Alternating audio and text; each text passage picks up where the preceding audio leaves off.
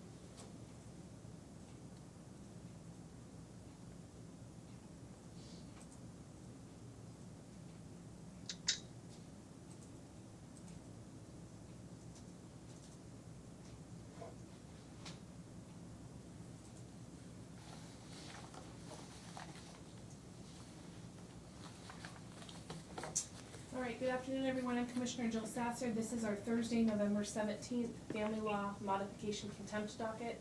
I want to remind everyone on the Zoom call that you need to be on mute. Please look at your device and make sure you're muted, and make sure you stay muted throughout the entire hearing until your case is called. Next, please make sure your video is turned off and stays off until your case is called. And finally, if you are a named party, one of the petitioners or respondent who will be appearing today, or an attorney who's appearing on a case, please rename yourself your actual name. If you are here to support someone or just watch the proceeding, please rename yourself as observer. That helps me move through the docket more quickly because I can identify folks who are present. The way that you rename yourself is you put your cursor in the upper right hand of your Zoom box. You will see 3 little dots appear. You click on those and you scroll down to rename. If you're not sure how to do that, you can also send me a chat with your name. All right, folks, I'm going to announce the strikes and setovers that I'm aware of, and then I will call for additional strikes and setovers. So if you want to cancel a hearing today or set over a hearing today, when I call for that, please let me know, okay?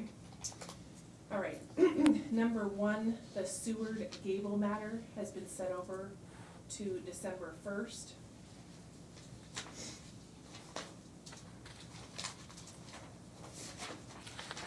Number 11, Kyomi, most of the cases have been set over. I think there's just gonna be a request to reschedule, and so I can hear that shortly.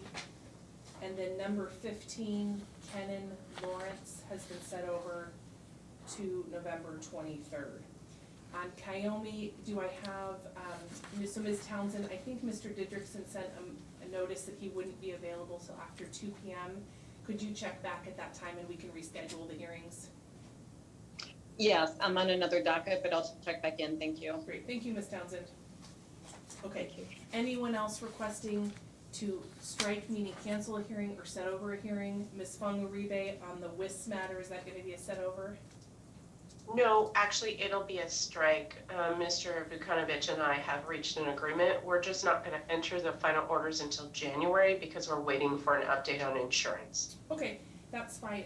I'm happy to receive those agreed orders whenever they're ready, or they can go to regular ex parte, whatever you prefer. I'll strike the hearing number 3 for today. Thank you, Ms. Von Ruebe. Thank you. Your Honor, on number 13 and 14, Buchanan, I think that will need to be set over. We're still waiting on the report. I expect it at some point either this week or early next week, but we haven't completed it yet or received the finished report, so I don't think the court will be able to hear argument on the winter schedule. I think we were on for a couple things today, Council. Let me confirm. So I think one was, reviewing the report. 2 was confirming the kind of the next piece of the schedule through the next review date.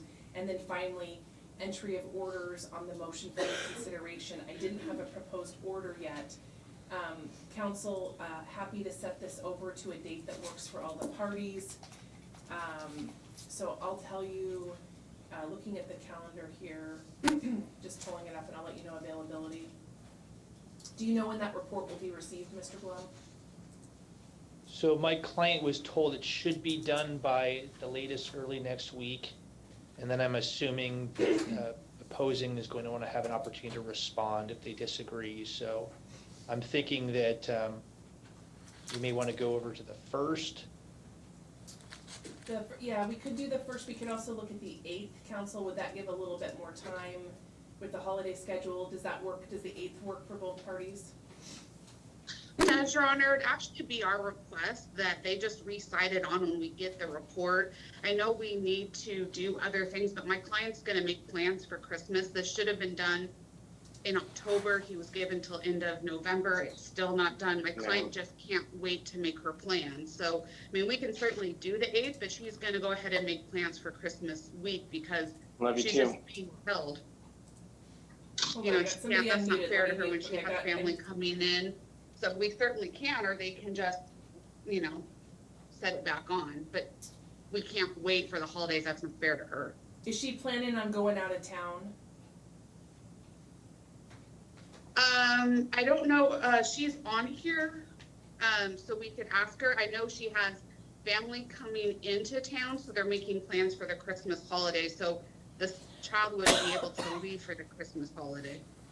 Okay. Maybe there's something they could work out towards the end of the break, but at this point, like, he's had so long, it's really his reason that this is delayed. He didn't want to even sign up for the evaluation until your order came in. Okay. I mean, No, that's the on issue him. was that he couldn't move forward with the evaluation until the order was entered. So there was some delay with the order being entered. The evaluator wouldn't proceed until he had his order because he needed So- direction on. The order currently says Dad will have a visit December 26th until December 30th, assuming there's no issues with the evaluation. So what I would suggest is she make plans from now until December 26th, and then plans, December 31st and later. There's nothing precluding her from making those plans, but is there an imminent reason or an urgent reason that she needs to have December 26th through 30th scheduled at this time?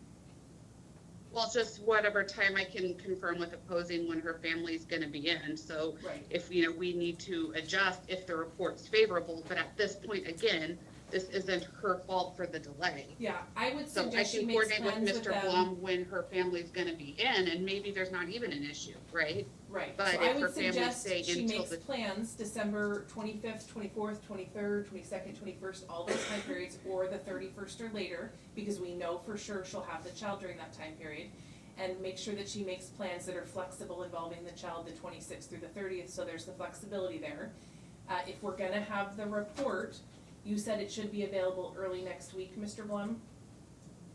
That's what my client's being told, yes. Okay, And I don't know if that's accurate, because they're still waiting to talk to, I guess, one of her family members, so, my client doesn't have the financial resources that he does, so I'd rather just do it the 8th. If she's being held Okay. to have to hold those dates open, then there's no reason we can't do it the 8th or the 15th. I'm happy to do it on the 8th or the 15th, Mr. Blum. So on the 8th, I actually am in trial. I'm not sure if it's gonna go or not. My only concern about the 15th would be if there are any changes, we're getting to the point where it's gonna be difficult to change flights. Why don't we and do it the 8th, accommodations, because so- council already, so here's what I'd say, why don't we do it the 8th, if your trial's gonna go, it could be set over if needed. Also, we know that if the report says there are no issues, then Dad is gonna have a visit the 26th through the 30th. So if Ms. Jocelyn gets that report and the report has no issues, the probability is extremely high that Dad's gonna get that visit. So, and if she gets that next week, hopefully that will give people enough time to make their plans. Do you wanna, is the 8th okay, Mr. Blum, or do you feel you likely are gonna be in trial? Yes, I think we can set the 8th, and then if I get stuck in trial on that day, we can set it over. Okay, and then Ms. Jocelyn, can you prepare the order on the motion for reconsideration, and can we do entry that date as well? Yes, I apologize, Your Honor, so motion. Yeah, no Right to the problem. 8th at 1:30. Yeah, so, we're gonna do December 8th at 1:30, entry of the order on the motion for reconsideration, review of the report, and then, confirming, at that point, either future visitation, or we could just confirm the December, January dates and always set over further if we need to do that, okay? In addition, Okay, if thank you. council get the report and it's very positive and Ms. Buchanan concedes, council can strike that date and proceed with the visitation and set it out further if that's needed, and I could get an order off docket on the reconsideration if it's agreed, okay? Okay, Sounds good. All right. Thank you. Okay, thank you. thank you. Okay, any other requests to strike or set over a hearing today? Yes, Your Honor. Casey Sanders appearing on the Brashears matter. Yes, okay, I saw your notice of appearance that came in. Brashears is number 7 on the docket. Do we have Mr. Bowie available? Yes, Your Honor, I'm present. Okay, we're on today for a variety of different things. Mr. Bowie, any objection to setting it over briefly so Mr. Sanders can get up to speed on the case? I do have an objection in the sense that Father filed his petition in August. We filed our petition in September, so there's been several months where if Father wanted to hire counsel, he could. Father's already filed his responsive materials, so I don't know what good a set-over is going to do at this time, unless the court's going to allow additional filing. Sure, and one of the reasons for the delay on this council is both the parties appeared in front of me back in early October, and I know you were present, Mr. Bowie, and I think everyone agreed for, I don't recall why, I think people thought they needed more time, and so there was quite a long set over that was agreed, I believed at that time. Correct. Certainly this does Correct. need to move forward. Council, I could put one more on the 1st, probably that docket is about ready to close, or we could look at the 8th. But I think one set over is appropriate so Mr. Sanders can get up to speed, and I think hopefully that will help the case move forward most efficiently. Mr. Bowie, what date would you be requesting? The first would be fine with me. My only request is that the court make some kind of determination on to whether or not Father will be allowed to file additional pleadings. All right, okay. So we have Dad's petition to modify filed back in August. We have Mom's petition to modify that was filed back in September. Each party is entitled, obviously, to, under local rule, their own declarations, and then the response, and then any reply. Mr. Sanders, if you're gonna be filing more materials, then I would, if it's related to his own petition, then I would allow another response for her. If it's related to her petition and he's already done a response, I would have to probably have some good cause to allow another response. And certainly I'd give them another reply. I know you're very new to the case. Do you have a sense of what you're gonna be filing, if anything additional? So, Your Honor, I don't know if we're going to need to file anything additional at this point. I guess the conundrum I face in my initial review is both of these modifications are filed under the same case number, and it's difficult to tell. Outside of, I think, her initial declaration is in support of adequate cause, it's difficult to tell which case these declarations are being made in particular. I don't know. At this point, I'm not at a point where I'm comfortable handcuffing our ability to file additional materials. But I will say, I think the court's gotten a lot of information from both parties in this case thus far. I just want to make sure that we keep it to the relevant issues. Okay, what I've said is this, is a couple things. I obviously I need to let Mr. Sanders, review the case and make a decision about how he's gonna proceed. Again, if there's an additional reply or an additional response, I would give Mr. Bowie's client that equal opportunity. I would also consider, an award of attorney's fees if that were appropriate because of additional crimes or costs that she's incurred. At the same time, I think it's appropriate and best that both parties be able to be represented in this case, so I'm gonna allow the set over. We'll set it over to the first. If Mr. Sanders, you're gonna be filing additional extensive materials, I'd ask that you talk to Mr. Bowie and you two try to work out either an agreed set over or agree to do short timelines with each other, so that we can proceed on the first, okay? Yeah, if Mr. Bowie's okay with it, I would be happy to get any additional materials filed by the 23rd, if that's acceptable to the court as well. And then Mr. Bowie, would you be able to do, I'd be willing to give you to the 30th as long as you made sure they were in Liberty, because I do my prep from Liberty, or gave Ms. Wittenborn a heads up and courtesy copies and let her know they're not in Liberty. Any reply that you were entitled to by the 30th, does that work for you? Yeah, that would be fine. Okay, all right, okay, thank you, counsel, And- I'll see you back on the first. Your Honor, quick clarification question. From what I could review of the clerk's notes from the previous hearing, this was supposed to also be an entry of an adequate cause order. Yeah. And It was I my haven't seen one understanding yet. that the parties both agreed to adequate cause. With you coming on board, I certainly wanna give you a chance, if that's still the case. Generally, if both parties file a motion to modify, the court's almost gonna be guaranteed to find adequate cause, but if something has changed. yes, Then you communicate that with Mr. Bowie, if not, we'll do entry of orders on adequate cause on the first. okay, Yeah, that's fine. Thank- I'll send that over to Mr. Sanders today. yes. Yeah, and I did get that, I should have clarified, I did get an order, I did get a proposed order from Mr. Bowie, I assume it was from Mr. Bowie, I had a proposed order on adequate cause, a proposed final order, and a proposed parenting plan that I got. I'll hold those over. If Mr. Bowie, you could provide those to Mr. Sanders as well, I would appreciate it. And then the only thing else I would request from Mr. Bowie at this point, and I hate to impose, but if he could provide, I know his office has provided some of the sealed medical information, but I don't think we've seen any sealed financial documents. I would much rather receive them directly from counsel than have to pester the clerk of the court to get those.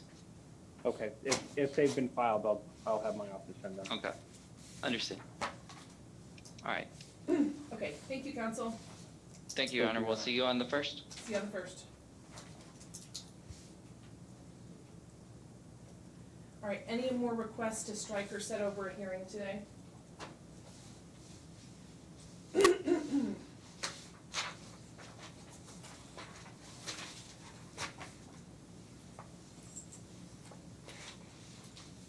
Okay, I'm gonna take, proceed on some shorter matters then. I'll take, the Jenkins matter, and then I will take, oh, excuse me, on Hemily, my understanding is that's an agreed order and, but we're still doing a review though. Okay, so we'll call that then. So we'll call, Jenkins, Hemily, and then Guardino Reed. Do we have Mr. Mattson? Yes, good afternoon, Your Honor. Okay, number 2 on the docket, we've got Mr. Mattson and Ms. Green. Just for the record, do we have your clients, are they present on the Zoom call? I don't know if mine is or not. I'm not sure either. She was going to try, but I do not see her. Okay, our, apologies if the last name has changed, Ms. Jenkins or Mr. Jenkins present today? Okay, I'm not seeing anyone identified as such, and I'm not hearing anyone respond. Okay, counsel, we're on for presentation of orders today. I have, the temporary family law order and the child support order that were prepared by Ms. Green. There was a blank on page 6 regarding the overpayment. I wasn't sure what you wanted to do with the overpayment, and that has to do with the unused daycare. Okay. All right, Mr. Mattson, let's start with the child support order, did you have any objections to the form of that order?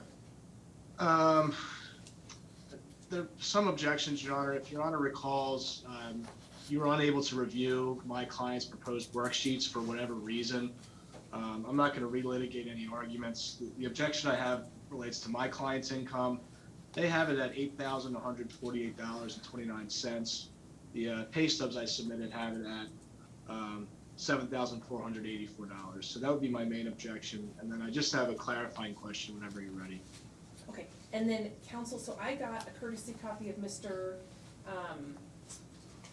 Mattson's worksheets, which I appreciate, Mr. Mattson, because as you noted, for whatever reason, they weren't in Liberty at the last hearing. It looks like they are there now in Liberty, and they match the courtesy copy that you sent over. I have the proposed temporary family law order, and I have the proposed child support order. The worksheets weren't attached on this. If you've got an extra I copy do. of those, okay, that would be great. Thank you so much, Ms.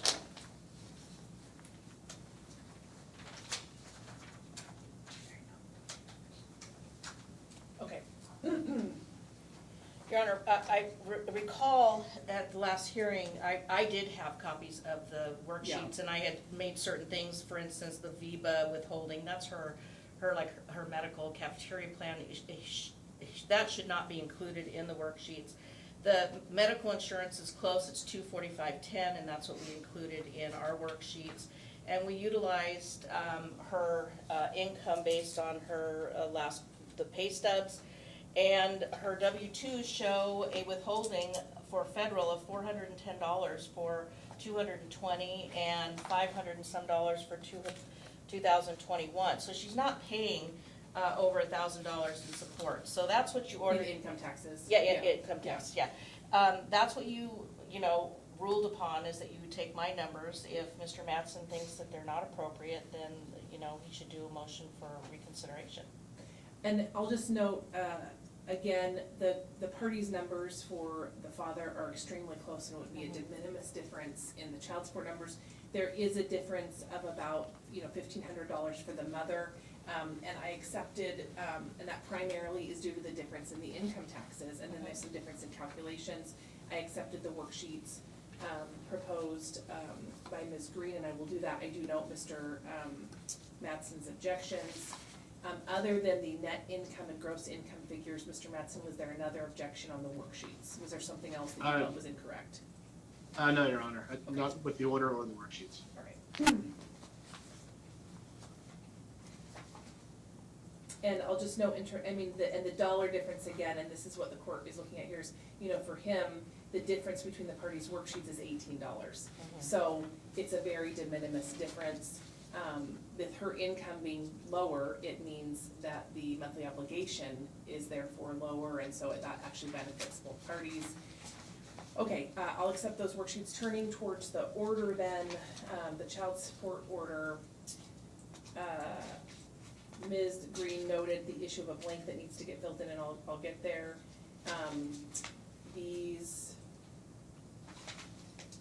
Otherwise, the order is consistent with the worksheets. Mr. Mattson, were there any other issues that you wanted to be heard on? Not that I believe, Your Honor, just what's going on with item number 6, I believe it was.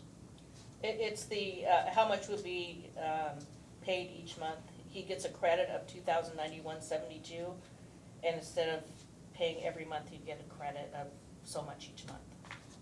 Unless your intent is to have her write a check to him for $2,091.72. I think the credit is more appropriate. Council, I'm certainly open to any requests on that council have.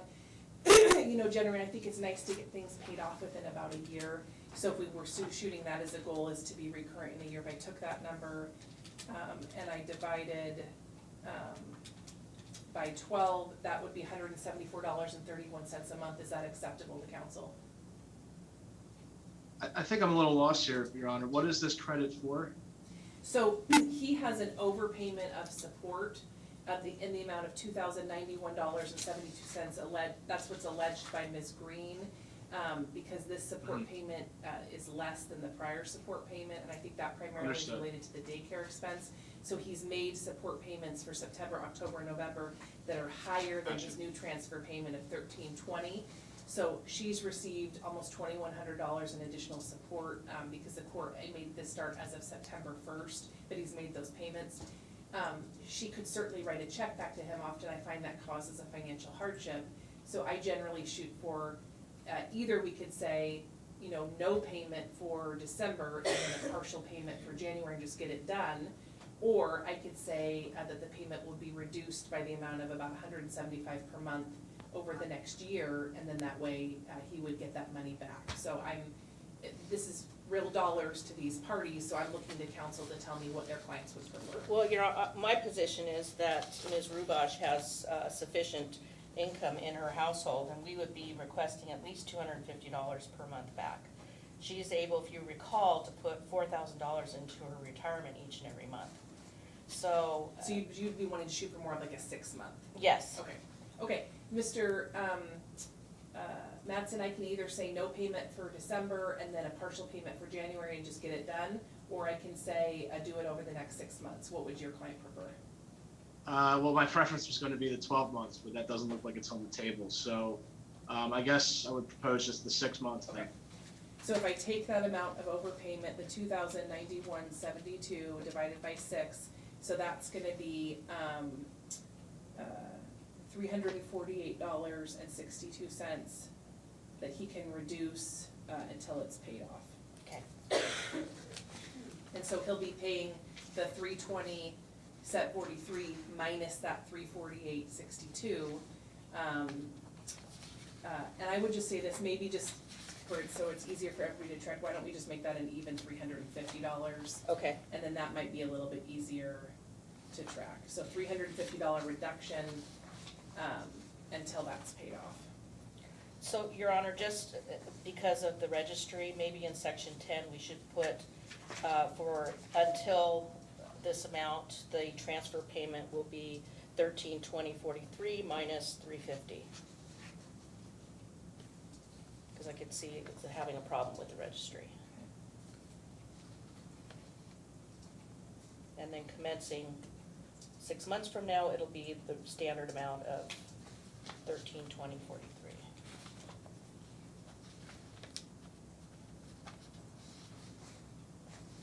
You know, and the other issue that we didn't really talk about, he was obligated to pay medical premiums, and he can do that at no cost.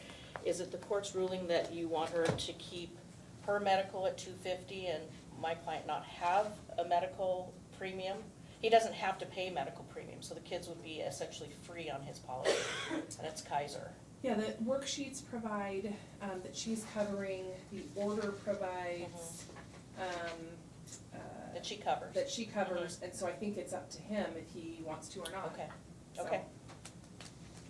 Okay, so I provided, I wish my handwriting was better, let's try to do this again. Okay, I'm making some interlineations to section 10, Mr. Mattson, to reflect that issue for the registry. So we're gonna say, December 2022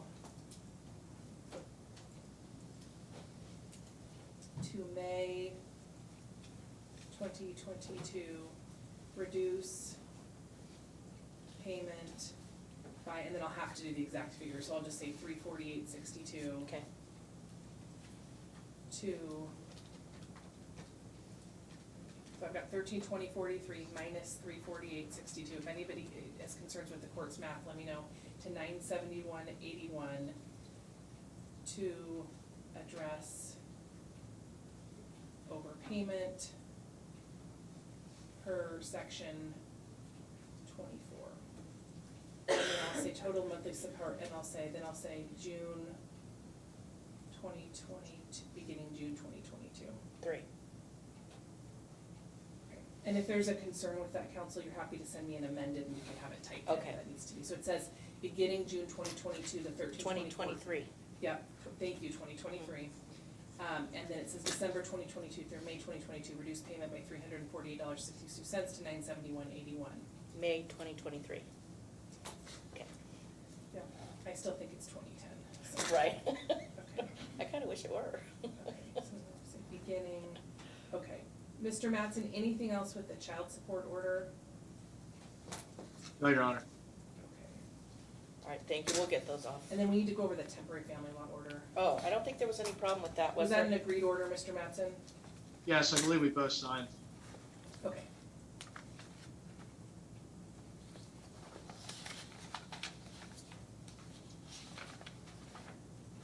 Okay. All right, I've signed that. I noted Mr. Mattson's here on Zoom. Ms. Green, if you would sign that order. Okay, I've signed the worksheets.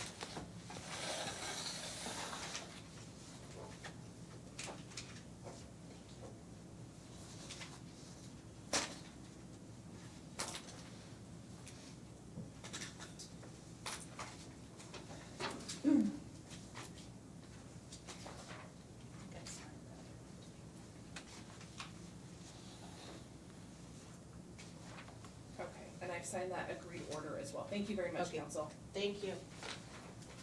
Thank you. No.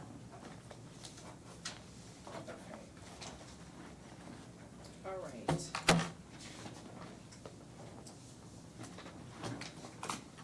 Council, I'm gonna just check in. Do I have Ms. Cohen present today, or anyone from her firm? Okay. Yes, Your Honor. Ms. Cohen, I just want to check in on number 10. Do you need a set over on that for entry of orders? I don't believe so. We've forwarded you the order, as far as I know. I think Okay. that should reflect the court's ruling. All right, let me check with Ms. Wittenborn. Do you know when that came over? I think it was yesterday. Okay. We have our staff, one of our staff members was in labor Sure. and delivered a baby today, so Oh, congratulations. That's great. thank you. Hey, Ms. Wittenborn, are you available? Okay, Ms. Cohen, would it be possible to just forward that order directly to me on the bench, and then I can print it and get it entered here? Would that be possible? Yes, I could forward the email I think that was sent, so. Okay, and you've got my email address, and you can just forward it to me. I'm not sure if I do, but, I'm gonna send you my email address okay, here in the great. chat.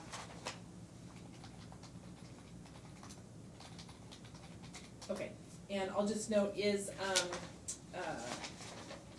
Matthew Christoffers present? Matthew Christoffers? Okay, he did not appear at the prior hearing. He's not appeared today, so if you can just forward that order to me, I'll get it entered, okay? All right, thank you, Your Honor. Do I need to reappear, or is that just to be done off docket Nope, then? I can just handle that. Yeah, I'll just print it and take care of it at the end of the docket today. Thank you, Your Honor, I Okay, appreciate thank it. you. Okay, just a couple more things that I think are pretty quick. Do we have Ms. Martin, Ms. Jones, and then we've got Ms. Guardino on number 6? Yes, Your Honor, present. Okay. Okay, thank you so much to everyone being present today. Ms. Guardino, do you want us to come on up here so you can hear? Okay. We're on today on respondent's motion about the status update regarding the guardian ad litem report. I know that there's been a variety of issues that various parties are presenting to the court, but the only thing I'm hearing today is an update about the GAL report, and then a due date, and then a review date. So Ms. Jones, do you have an ETA on your report, or do you need any direction from the court on things you need from the parties? So yes, Your Honor, thank you. As you can tell, there has been a lot of activity in the court file, but the biggest problem so far has been that the petitioner has not been in contact with this GAL directly until just very recently. Okay. I did not hear from her between July 5th and November 1st directly. Okay, and I know there may be disputes over that at this point. I just wanna, let's just get this moving forward, and you know, Okay? Ms. Guardino may disagree with that, and ultimately, I just wanna get it moved forward. Ms. Jones, what do you need from Ms. Guardino at this point? So I just got her phone number and I just got her intake back a couple of days ago. And so I would anticipate I would need at least 60 days Okay, to So- finish this report. do you need to get an appointment scheduled with Ms. Guardino? Yes, she needs to contact me. However, I've been out ill Okay. for a few days and I expect it's going to be a few days longer. And so perhaps the first of next week on the 21st would be good. Okay, could you, Ms. Guardino, could you call Ms. Jones and schedule an appointment? And, you know, what's important to me is just that it moves forward, and so you can just schedule with her next Monday. And then it sounds like Ms. Jones believes the report could be completed middle of January. So, Ms. Jones, can we say January 20th, would that work?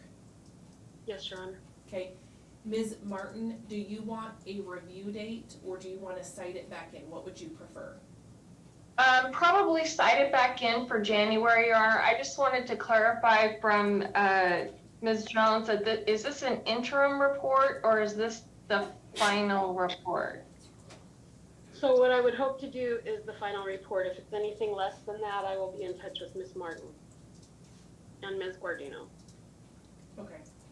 What I would say is, for some reason, Ms. Jones, if you can't do a final report, if you could at least do an interim report. And that way, that will give the party some information, and you could put in there what the additional things that you need. I know this is a really frustrating and difficult situation for everyone. I know Mr. Reed is frustrated, I know Ms. Guardino is frustrated.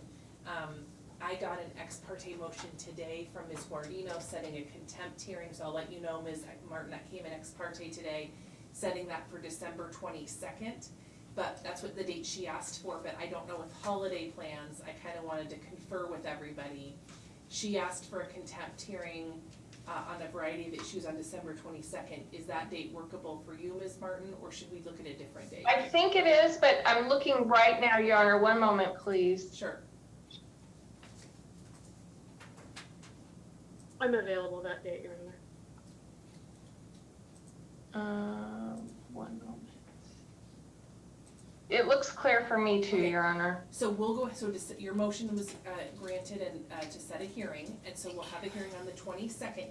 That will also be good, because I think by the 22nd of December, as long as people are very responsive to Ms. Jones should know, yes, I'm gonna be done with the final report by the 20th, or no, I'm not, and I need, this is what I need, and this is the interim report and all of that, okay? And I promise to give the guardian my full and undivided Great. attention. So yeah, call her on Monday and just get an appointment scheduled. And I know what it's like to be busy, but the quicker you can get back to her, the more quickly we can move through this process, Understood. okay? Okay. All right, Ms. Martin, did that resolve everything you wanted addressed today, or was there something else you wanted addressed? No, Your Honor, that absolutely did. Thank you so much. Okay, do you need any kind of an NCR or a clerk's note sufficient to have a due date of January 20th, and noting that it can be cited in for review at any time after that? That would be great if we could get that. I know you're busy right now, but if we could eventually get that, we can pull it off. I'll do an with NCR, I have time, I think at the end of the docket, okay? Okay, sounds great, Your Honor. Thank you. Okay, you're free. All right. Thank you. Thank you. Thank you, Ms. Jones. Thank you. Make it a good day.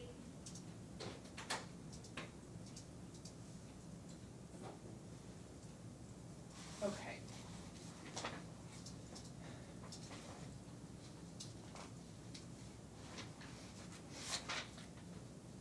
All right. Let's take the Keemly matter. If we have Ms. Jocelyn and Mr. Keemly, couple things happening today, so, and do we have Ms. Wally also? Okay, great, we've got everybody here. I have, so we're here on, one was the entry of the contempt orders. I received the agreed contempt order and the agreed temporary family law order, so I'm signing those orders now and I will file them. Okay, we're also on for review.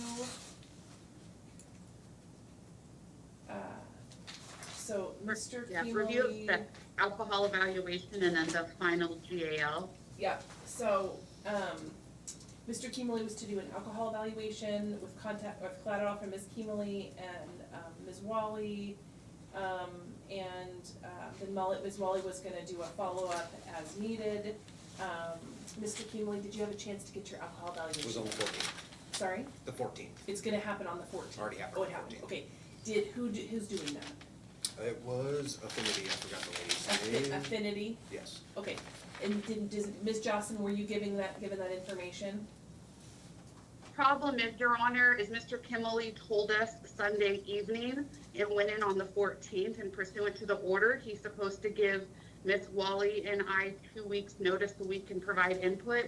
So my client was not allowed to provide input, Miss Wally wasn't allowed to provide input. Okay, so the person that's doing it needs to have it, before they finish their report, they need to talk to Ms. Keemley and Ms. Wally. Is the provider willing to do that? She's already given her report as of this morning. Miss Okay. Wally actually forwarded that to me. Okay, but did Ms. Wally and Ms. Keemley get to give input on the report? So per what I remembered and read from the minutes of the last meeting, it was supposed to be Miss Jocelyn and Miss Wally. Okay. Nothing was stated about. So when did you tell them that Affinity was gonna be doing their I report? believe it was the Thursday previous, Wednesday or Thursday, the night that I actually was able to find the appointment because Okay. between work schedule and them not wanting to take insurance and Okay. stuff like that. I can't accept the report Okay. unless they give collateral input, so it's fine if she talks to them and redoes the report, that's Okay. acceptable, but I cannot accept that report till that's done, so is she willing to talk to them? Yeah, I signed releases and Okay. everything like that, So, Ms. Jocelyn, can your client in the next week reach out to this person? Yes, I will let her know, but here's the problem, Your Honor, this is what we've had with this entire case. And even without my client's input and without Miss Wally's input, the evaluator still says it needs to be 26 weeks of outpatient, which should further support our request and our motion for temporary orders and contempt. Even without two people's input, they're wanting him to do 26 weeks of outpatient. Okay, yeah, and I haven't gotten a copy of the report, I don't have one. So, I guess, is there a point then to doing collateral information at this point, or would it be better for me to just get the report and set this over so I can review it? I mean, I think it's important that my client give input. I think it's important Miss Wally give input as well. But what my point that I'm trying to make is even without two key people's input, they found that there was some substance use and recommended a 26 weeks. So therefore, our motion, when I know the court was concerned they didn't have any input, but now there's input, just minimal input. And so we still have our motion pending, Yeah. where we are asking for a supervise along with our contempt. And right now, we have proof that he has an issue. Even without input, they still say he has an issue. Okay, yeah, and I hear that, it's just difficult for me, I guess, without having the report in front of me. I don't distrust anything that you're saying, but it's just helpful if I can review it. I think Miss Wally or I could forward you this report that is very minimal. Like I said, it still says this is what needs to be done if you want to Okay, recall. yeah, if you wanna forward it to me Because I on the think there- docket, I'm happy to take a look at it. I know Mr. Keemley wants to say something else, let me hear from Ms. Wally. Ms. Wally, go ahead. Sorry, Your Honor, I'm not sure what I can offer for you guys right now. I did get the report and it does indicate that there's some barriers for alcoholism. But I know also Mr. Kimley had mentioned that there are some concerns he has that are pretty significant as well in terms of home stability for Jameson. So I need to look into those a little bit more if the courts would like that. Okay, Been saying but home you haven't, stability since January of last year. Just a second, and Ms. Wally, you don't have any other additional information other than you've had a chance to review the report, is that correct? Correct. Okay. Okay.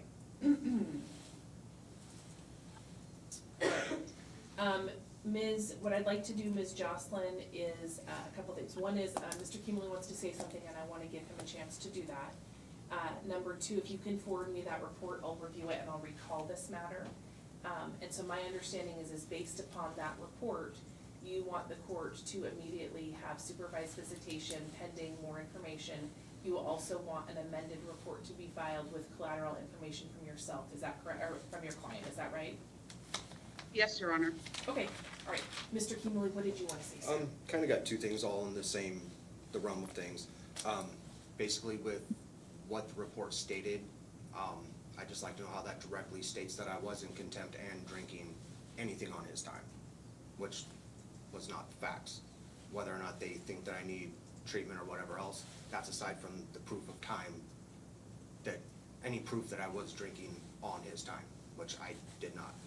And with this being, with them wanting me to do the assessment and stuff like that, in between them wanting the assessment and me actually taking it, Miss Roland Kimley I've had at least another extra 30 hours of her time she has asked me to take him. So if it's so crucial and that I'm needing visitated rights and stuff like that, why is she giving me extra time? Okay. So that's my concern right there. If it's so, I guess, important to take him away from me, then why is she giving me extra time in between, even before there was an assessment done, after they'd asked for And the Your Honor, we're assessment? gonna object. There's no evidence before the court that that's actually occurring. Yeah, okay, couple things I wanna say, let me take a look at the report, and then I'll have you come back up, and I'm gonna talk to everybody. What I really wanna do is, this is what's really important, and I know it's hard when you're representing yourself, but it's time off of work for you, it's cost for these guys, and time out of them. It's, what's really important is when I enter an order that says, you know, they need to be able to give information, and I need to have this report, it's really important that you either comply with that, or you say to them, hey, you know, do we need to set this over so that everybody, you know, is not taking time off of work and we're not using their time? Yeah, I gave him the information as soon as I did, and actually, the orders were not set until the day after. I didn't receive anything from Ms. Jocelyn until Okay. the day after I'd already taken the report, or All right. the assessment. I've But got Your the Honor, report he was here. present at the hearing. He heard you. Okay, I've got the report here, I'm gonna take a look at it, I'm gonna recall this, okay? All right. All right, go ahead and grab a seat, sir.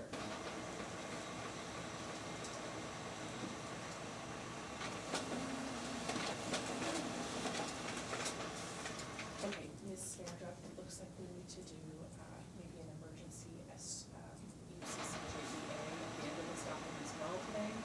So I'm gonna copy you on that, so we can just go look and get set up, okay?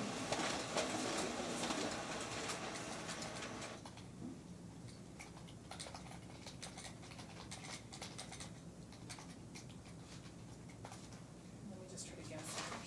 So we've still got 1, 2, 3, 4.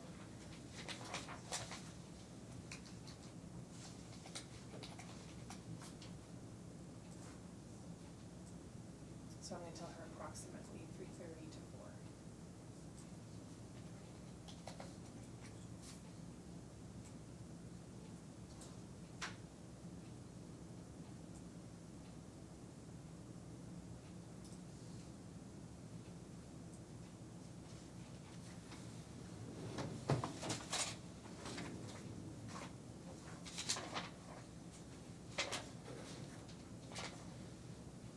Okay, can I take the Ireland matter, please, number 12, we've got Ms. Ireland here in the courtroom, do I have Ms. Manesh on the Zoom call?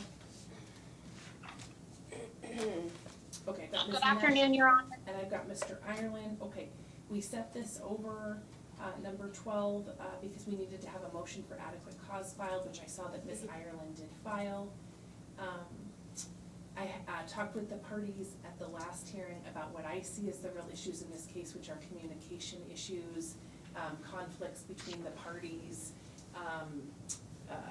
you know, communication that isn't always very respectful, disagreements over especially a lot of travel and coordination. My strong suggestion is that between then and this hearing, that the parties try to reach more clear and set agreements on things to avoid conflict and have agreement on issues related to communication, agreeing to only have respectful communication, and kind of getting a clearer plan for, you know, travel, especially when the weather is bad and those types of issues.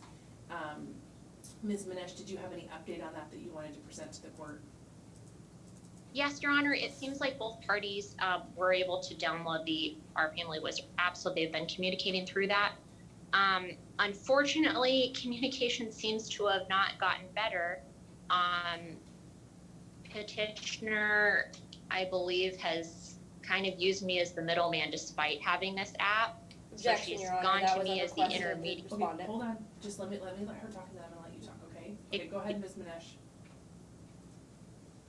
So there's a few emails that have gone back and forth to me that I don't have any part in, not as her lawyer. And I would just like the court to remind her of that. I seem to just be getting a lot of the middleman parts of their issues. If she has a request for the court, she needs to make that in an order. I mean, in a pleading before the court, and it needs to be under the same legal standard that we're also held to. It can't be frivolous, because it seems like a lot of frivolous requests are being emailed to me. Okay, so, did the parties work out to your knowledge, and I can also inquire with them if they figure out what the holiday schedule is gonna look like this year? Your Honor, I am not actually sure if they have or haven't. Okay. Let me review that issue then with the parties. Let me pull up what your schedule says, and let's kind of go through and see if you guys have reached an agreement on that issue. Okay, so your, again, I wanna also mention that I noted that it's marked as a temporary parenting plan. It's clear that that's a Scrivener's error and it was intended to be a final parenting plan. I'd appreciate if clerk's notes could reflect that the May 31st, 2022 parenting plan is marked temporary. It appears to be a final order and that it's a Scrivener's error. As you both know, Dad has one weekend a month from Friday at 3 to Sunday at 6. He needs to notify by the first of the month his weekends, and those are going to be in the Portland, Vancouver metro area. There's FaceTime video calls 2 times per week for up to 30 minutes. One's on Monday and one's on another day. I would suggest the parties, due to the conflict I saw about those calls, consider agreeing to another set day and just having a set schedule. With regard to upcoming holiday time, it's an even year, so Dad has, when school releases, through to the Sunday at 6 p.m. And that's this year, that's Dad's year this year. And then in even years, Dad has 7 p.m. Christmas Eve until school resumes.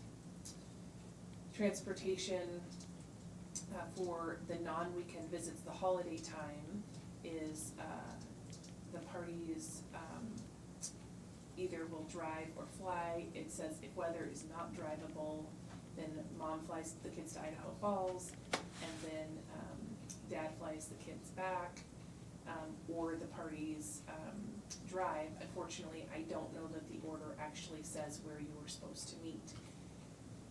So. And Your Honor, Yeah. my apologies, the meeting place has been Baker City, Oregon, as the middle ground. I don't know, is there an order that actually says that, or is that just what they've agreed to? That's just what they've agreed, Your Honor. What, Ms. Manesh? Oh, that's just what they've agreed to, Your Honor.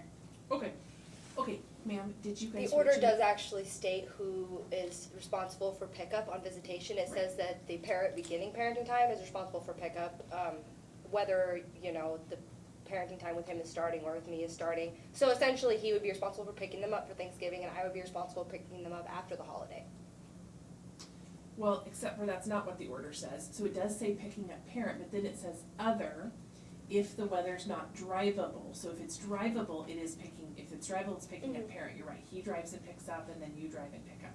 But it says if the weather's not drivable, it's necessary to fly, then you fly the children, so then you fly the children to Idaho Falls, and then Dad flies them back, okay? So next week is Thanksgiving, it's Dad's Thanksgiving, and so sir, when and where is your proposal for meeting for picking up the kids? Your Honor, what I've done already, I've purchased plane tickets to go there and drive my children back. We're waiting for her response as to whether we're gonna meet halfway or if she's gonna come pick them up. I've agreed to meet halfway to make it easier on both parties. Okay, so I just wanna confirm that actually, you're flying over to pick up the kids, and when are you doing that, sir? that'll be the 23rd, Your Honor, at 10 a.m. And Okay, so you're That's it. coming Wednesday the 23rd, you're flying into PDX, and then are you meeting him at PDX? Yeah, I'm gonna make sure he gets the kids there. Okay, so he's flying to PDX, and then you're coming to PDX, you're bringing the kids at what time? It just depends when the kids get out of school that day. I believe it's 1 o'clock. I have to double check. I know they have little holiday things that they do. It's either between 12:30 or 1. He's welcome to pick them up from school if you want. We had discussed that in the parenting app. And we had already arranged for Let's this. just decide now, because there's been so much argument. And Yeah, I agree. Okay, so sir, are you gonna take an Uber or rent a car and go pick him up, or do you want her to bring him to the airport? I rented a car, Your Honor, at 10 a.m. and if they're having holiday things, I'll go ahead and pick them up from school so I can be a part of that. Great. Okay, So dad's flying in, dad's gonna pick up the kids at school, mom is in agreement with that, Yeah. correct? Okay, so that's the beginning of break, so then coming back, are you gonna fly back and pick him up, or are you gonna meet him halfway? I was under the impression that it's present time, according to the parenting plan, I was responsible for 50% of the travel. So I was going to just go pick them up, because Okay. that's what the current agreement Okay, was. alright, and he's willing to meet you halfway, it's also fine if you go pick him up. Okay, so, what time on Sunday are you gonna go be there to pick him up? The parenting plan states 6 p.m., but if he wants me to wait until 6 p.m., that's fine, because he is Can entitled she to that come a little time, but earlier, sir, so she can, cause are you gonna be driving? yeah, How long is the drive, 6 hours, 8 hours? it's about 12 hours. It's about a 12-hour drive, okay. So can she come, what time can she get him on Sunday? Cause they gotta get back to school on time. Your Honor, we can do earlier that morning, depending on what time she's willing to drive. I know it's a long drive, and I don't want her or the kids driving that long late at night. Yeah, so what time would you say now? We would likely leave, probably 3 or 4 in the morning. It's, like I said, the drive is long, Your Honor, so it's And- 12 hours, could be Right. 13 hours, depending on weather. It's really hard to say, so that would just require communication between the two of us. But if you don't get there till 3, I would still have to turn around and drive back. And I will actually have a driving partner. I'm not driving by myself, no, that I would know. be, yeah. but then that means the kids aren't getting home till 3 in the morning and they got school. Yeah, it's just, whether or not driving, Saturday night is safer than leaving, after midnight. Just Okay. holiday drivers and such. Alright, are you guys then just, it sounds like you guys are just gonna work it out and you're gonna come Sunday, sometime Sunday before 6 p.m. to pick up the kids whenever you can get there. Okay, does that work for you, sir? Yes, Your Honor. Okay, so if we can just have clerk's minutes to reflect that for this upcoming schedule, dad is flying in on the 23rd, he will pick up the children from school and bring them back to Idaho Falls. On the Sunday before Thanksgiving, mom will get to Idaho Falls as soon as she can on Sunday and will pick up the children that day and then return them back home, okay? Yes, Your Honor, agreed. Okay, alright, I wanna strongly encourage you guys to communicate on the parenting app. I want to strongly encourage you to keep it just business-like, just, our son has a doctor's appointment, there is a school conference, can we switch the phone call time this week? That's it. I would just not get into it with each other, it just makes the two of you frustrated, and so just keep it business-like, pretend it's a person that you have to work with who you don't like very much, but you have to work with them. And in order to keep your job, you have to be polite and professional and respectful, okay? Alright, I had a chance to review all of the materials, because what we're here on is a modification. My concern though was seeing if the court could assist the parties in trying to resolve some of these issues to avoid conflicts for the future. One of the issues is a request to change the tax return issues. The parties have a final child support order from May 31st of 2022. That order says dad will claim Boaz as long as he's current in child support, which is the monthly payment and proportionate share of daycare, uninsured healthcare, educational, and extracurricular expenses by January 31st of the following year.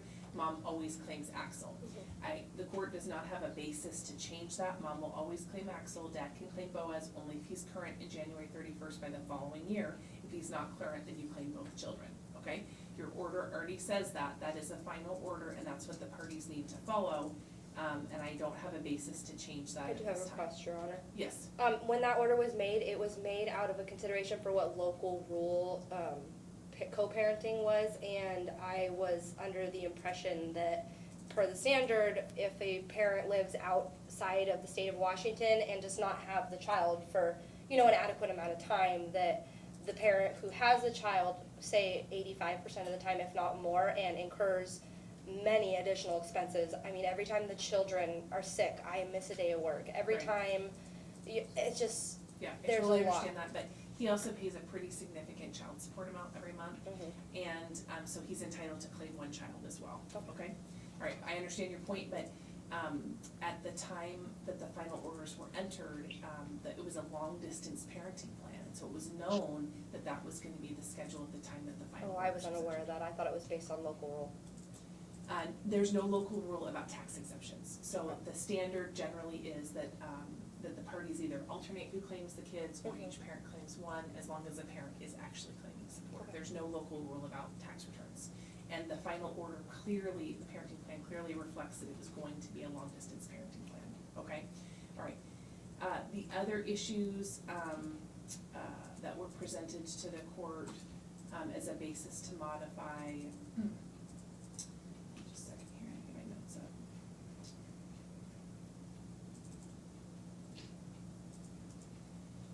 The burden on travel, again, the travel plans were laid out in the final orders. I agree, long distance parenting plan is difficult and challenging. It sounds like you guys have done a good job this time around on figuring that out. I would really encourage you guys to be flexible with each other like you were today. Maybe it says picking up parent, but maybe it makes sense for dad just to fly in and get them, and if that works, that's great. If you guys can't agree, you have to follow the parenting plan. So the issues about travel were known at the time of the final order, and there's no substantial change of circumstances that the court could find. My understanding is that your employment has changed. There's been an additional increase in need for childcare. Okay. Is the substantial. Okay, and so I'm gonna get, so that you were requesting the issue of the increase in daycare expenses and then that you had a change of employment. The parties, these orders were entered just this year. Every 2 years, you can file a motion to change child support. If Okay. there's a drastic change in your income, for example, I'm disabled and no longer able to work, the career path that I'm in no longer exists, I have had to retrain in something totally different, and the income is completely different. So if there's a major change, you can ask for an adjustment before then, but if it's not a major change, you only can come in every 2 years. It has to be a substantial change. Is that in regard to just the child support Just order, child or, support. because I didn't request change child support order, but. Well, it's- in your declaration you did, and that's why I'm just addressing that issue. Okay, and so, the other thing I wanted to mention to you is in your child support order, it already says about daycare expenses that you're each responsible for pro rata daycare. So if you need less or more, you provide him the invoices and he's responsible for that already. That is already a part of your child support order. No, I haven't been sending anything to him or anything All right, really. so ultimately, I understand that Ms. Ireland is frustrated, I think Mr. Ireland's frustrated, it's very difficult to do long distance parenting plan, but all of the bases that were alleged for adequate cause do not meet the standard. I have to find that there's a substantial change of circumstances not known. To the original parenting To the plan. original parenting plan, not known at the time. I find that all of the frustrations presented by Ms. Ireland are legitimate frustrations, and Mr. Ireland has legitimate frustrations, but none of them were unknown at the time of the final order. So I'm denying adequate cause. I'll sign an order denying adequate cause and dismissing the petition. If the parties want to enter into any agreed orders about things like communication, travel, et cetera, to say, we just need more detail here because we have a lot of frustrations with each other, I'm happy to enter any agreed orders if the party has those. And Ms. Ireland, if you are making a proposal to Mr. Ireland, you can make it directly to him or his attorney if she's still representing. And if parties want to submit any agreed orders, I'm happy to do that. Ms. Manesh, was there anything further you wanted to address with the court today? Your Honor, being that for request to meet the standard, we did submit a request for attorney's fees, having to appear in so many times. I'm gonna deny attorney's fees at this time. I understand the basis for the request. I don't think Ms. Ireland met the burden. She's self-represented. Going forward, again, child support is only every 2 years unless there's a major change of circumstances. Like I described earlier, parenting plan can only be changed if there is a substantial change of circumstances that was unknown at the time of the entry of the final orders, okay? That's kind of a basic summary of it. I can't give you legal advice. There are other nuances there. You might wanna consult with an attorney. I likely will at this point. All right, and I'm not gonna award attorney's fees again. If you bring another motion that's denied, because the court doesn't find that there's a basis for it, the court can order you to pay his attorney's fees, okay? All right, okay, I appreciate everyone being present today. You all are free to go. Thank you, Your Honor. Thank you.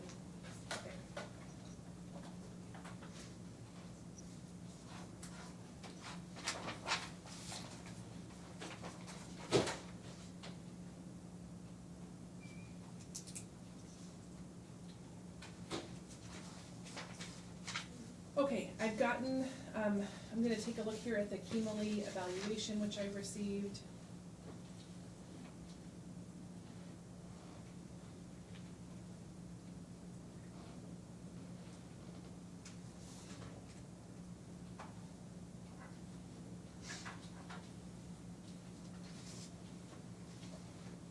Okay, if Mr. Keemley wants to come back up, and if I can get Ms. Jocelyn back along with Ms. Wally. I've had a chance to review the evaluation, which I will file under a sealed cover sheet.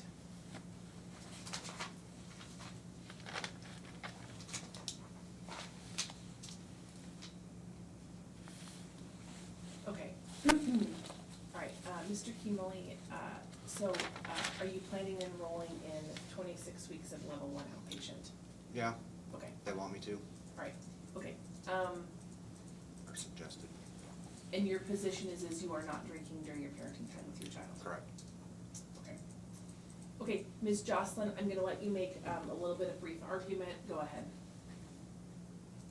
We had filed our motion to modify and also the contempt based on him drinking during the parenting time. He denies it. We have a child who told a GAL that he was drinking, that could smell alcohol. My client, who was over there on 2 occasions, said that she could smell alcohol. So I'm not sure like what other proof. Now we have an alcohol evaluation that he notified everybody late of, so we couldn't provide input, who still says, based on his input, should have 26 weeks of outpatient. So I apologize, Your Honor, I'm not sure what else the court wants to see to show that Mr. Kimmerly is not being honest, that he has an alcohol problem. So our request is going to be supervised visits pending a completion of an alcohol evaluation with Ms. Wally being able to give input, with my client being able to give input, and we can, set a review hearing for, 2 to 4 weeks. But Ms. Wally and my client have a right to provide it. Mr. Kimmerly was present at the last hearing. He knew he had to give 2 weeks notice. I apologize, I misspoke. Mr. Kimmerly gave us notice Saturday, so he gave us notice 2 days in advance. He gave Ms. Wally notice on the 9th. So I'm not sure if he's playing games or what's happening, but he clearly knew what he's supposed to do, and expecting us to try to turn around input in less than 48 hours when it's you notify on a weekend is just game playing at this point. Okay. Ms. Wally, did you have anything else that you wanted to address with the court? Not right now, Your Honor. All right, 1 second, folks, I'm reviewing something else. I have one moment there.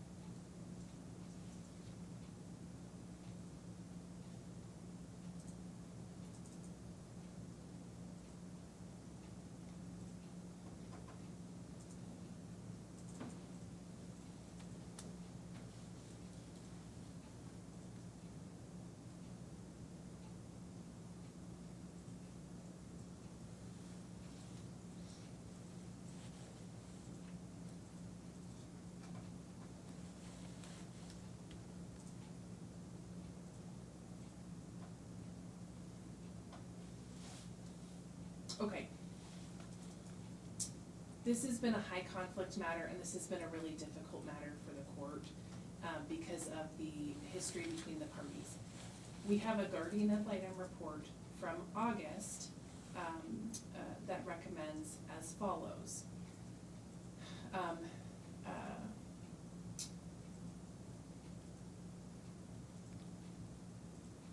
Ideally, 1 week on, 1 week off, due to the distance between the parents not feasible.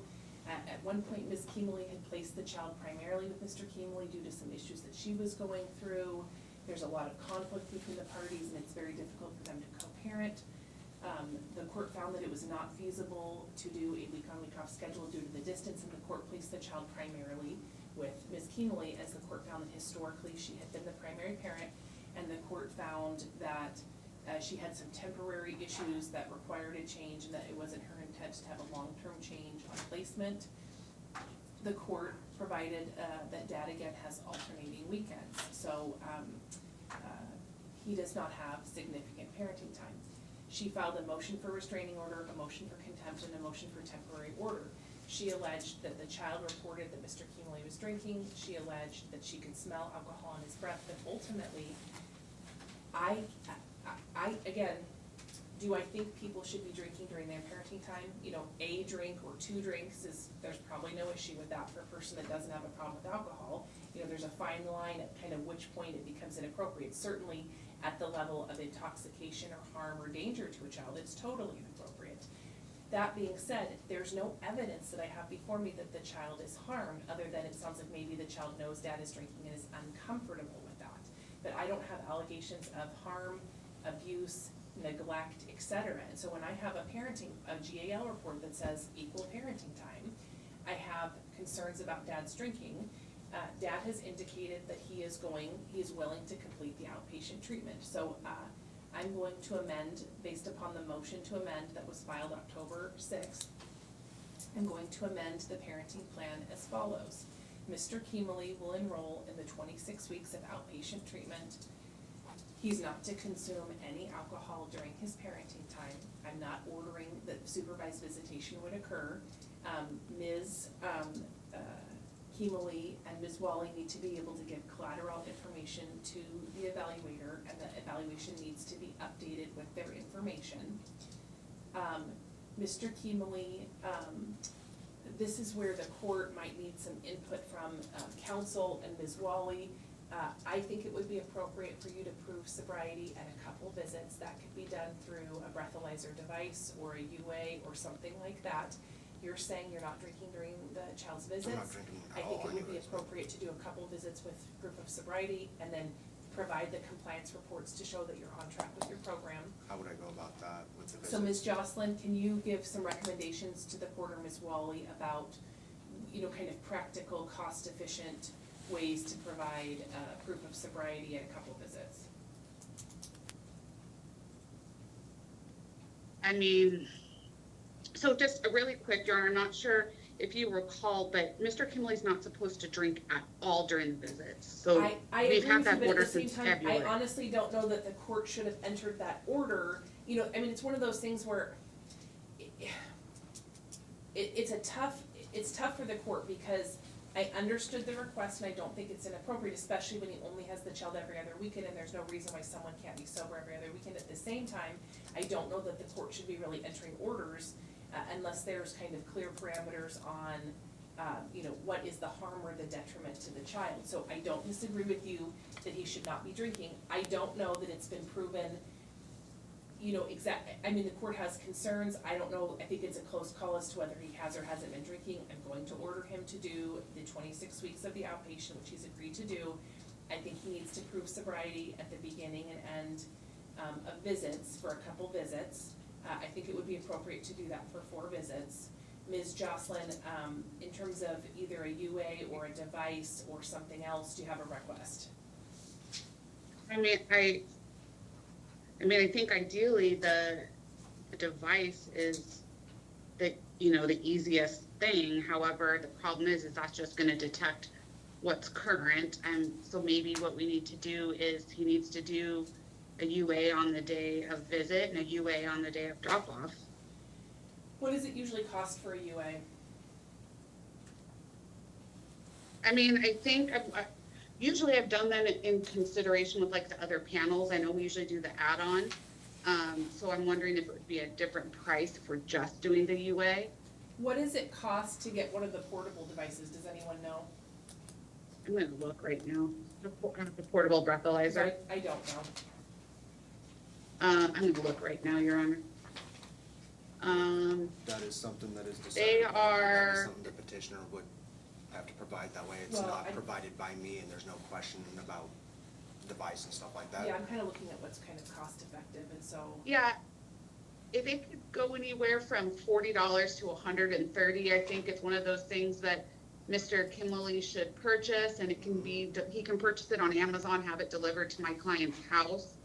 And so she will breathalyze him before he picks up the child, and then when she goes to pick up the child, she can breathalyze him. And I'd say, if we could do that for at least 3 weekends. Okay. If this is a concern from the petitioner, would they be responsible for purchasing the device?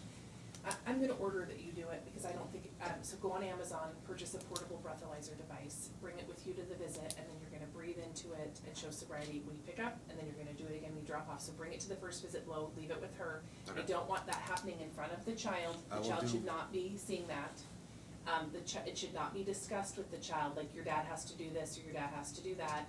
We're not discussing that with the child. So buy it, bring it, blow, you're gonna do that for 3 weekend visits. You're gonna enroll in the 26 weeks of the outpatient, and then you're gonna ask them how often they do reports. And every time you get a report, you're gonna provide one to Ms. Jocelyn. And then Ms. Jocelyn, you can choose to file it with the court if you wanna do that or not. Ms. Wally has done a final report in this case. At some point, this case needs to move to final orders. Or she's done a full report anyways. So Ms. Jocelyn, is your client wanting to maybe, do a review out in 26 weeks, or does she want to file a notice to set for trial? I think she's gonna eventually want to file that notice to set, but Ms. Wally's report is interim. We've never had a final report. Okay, apologies, I couldn't recall on that issue. So Ms. Wally, are you gonna do a final report after you get the updated alcohol evaluation, or is there additional information you feel that you need? Your Honor, I will take your recommendation on that.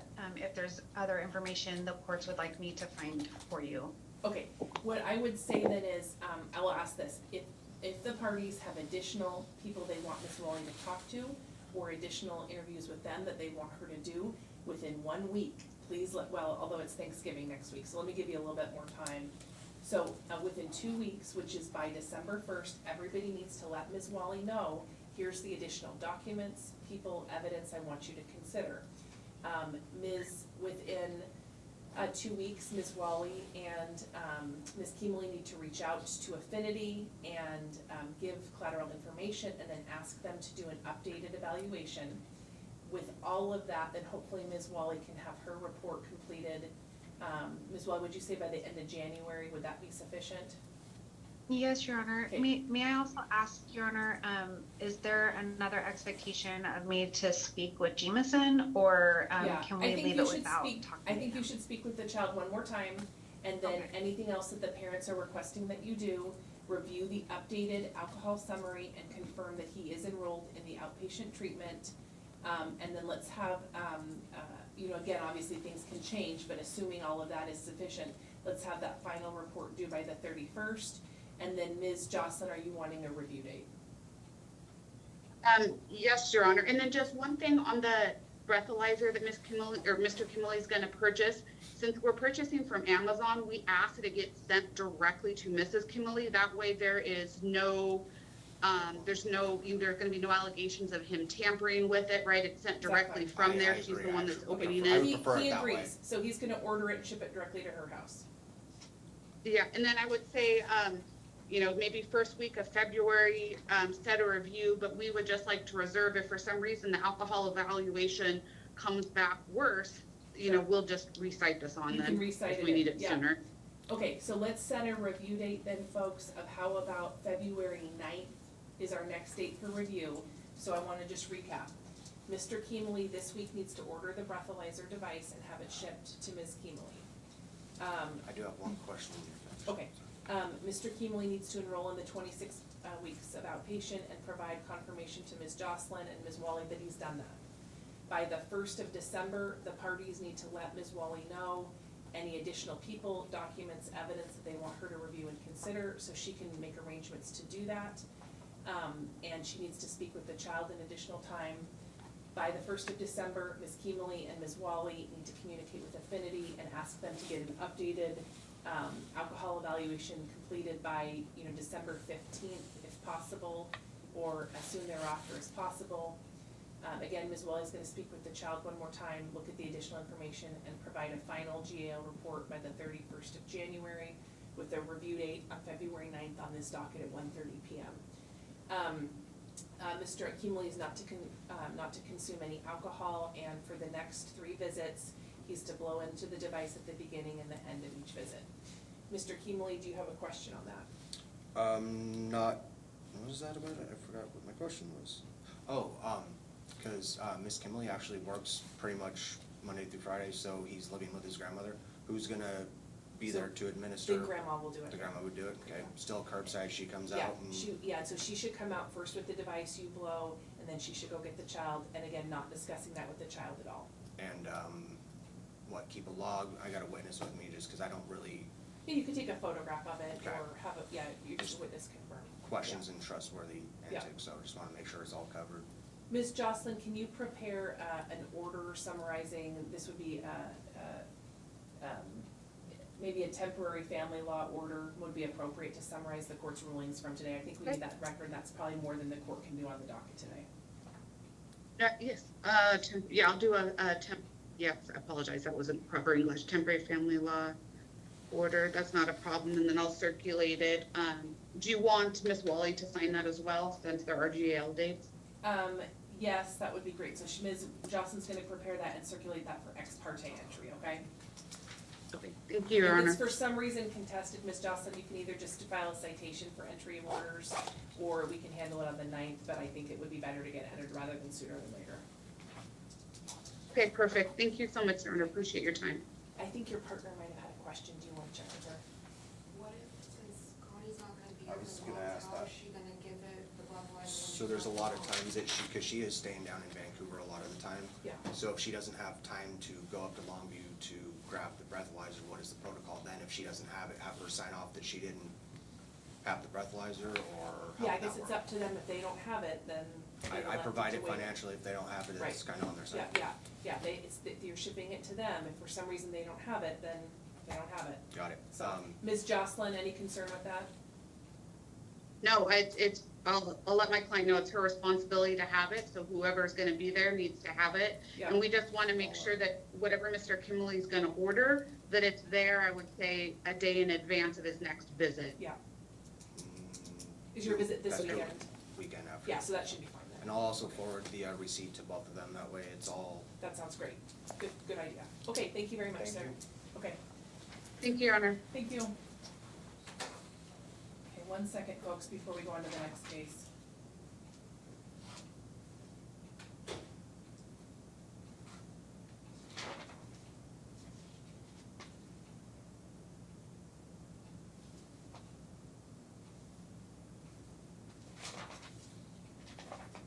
Okay. We're gonna I need to get back to Kyomi. Apologies for not getting back to that sooner. Do we have Ms. Townsend and Mr. Didrikson?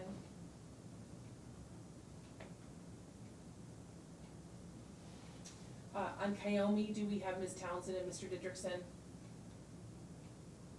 I'm here, Your Honor, Mark Diedrichsen. Okay. Try to get my video up. Oh, there we go. Okay. All right, counsel, I just want to confirm, so it looks like we're gonna go out on this, for a couple of the, my understanding is, as follows, that, Mr. Didrikson wants to, strike the hearing on the spousal maintenance contempt, and he will recite it in the future if needed. The motion for contempt for child support, will be set over. Council, the first is getting a little bit full. I could maybe do one more there. The 8th is also available. Mr. Didrikson and Ms. Townsend, what work for you? I'm having a little trouble hearing you, Your Honor. What I was hoping for was that we would get a special set sometime either before Thanksgiving or the Monday, Tuesday, or Wednesday of the next week. If that's not possible, Your Honor, I guess I'll have to set it for Thursday, the 8th of December. I'm not sure, with the understanding that possibly I might not be medically ready to be present, but we can squeeze this in sometime, Okay. Your Honor. Yeah, So, I am extremely full. I have some availability on the 23rd or possibly the 28th. Every other date is very full. There is room on the 1st on this docket. There is room on the 8th on this docket. But well, my surgery is on the 8th. Monday the 28th or Wednesday the 23rd, I could probably fit something in. Ms. Townsend? I'm going to be in trial, so I'm not available on those days. Okay, so let's look at the 1st, and I think you're not available the 1st, Mr. Diedrichsen? No, I'm having surgery on the 1st, Your Honor. Let's do the 8th, and then understanding that if you obviously are still recovering, the court would absolutely grant an additional set over. Okay, thank you, Your Honor. Okay, so we'll set over the child support contempt motion to December 8th. The contempt motion on spousal support will be stricken, and Mr. Diedrichsen can represent an amended show cause order if he'd like to cite that in the future. Yes, and that may not be until the beginning of the year, Your Honor. Okay. All right, thank you very much. Thank you. Thank you.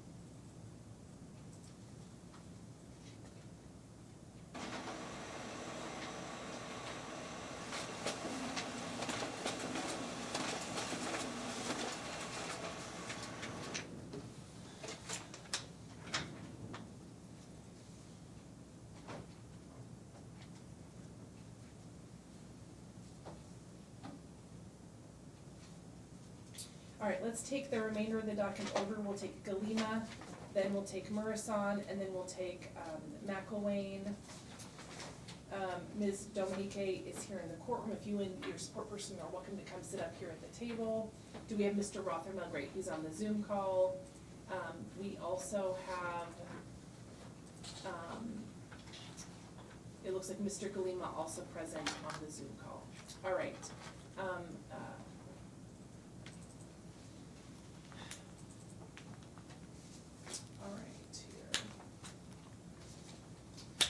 Okay, we're here on entry orders. This was set over to allow the parties to see if they could reach an agreement.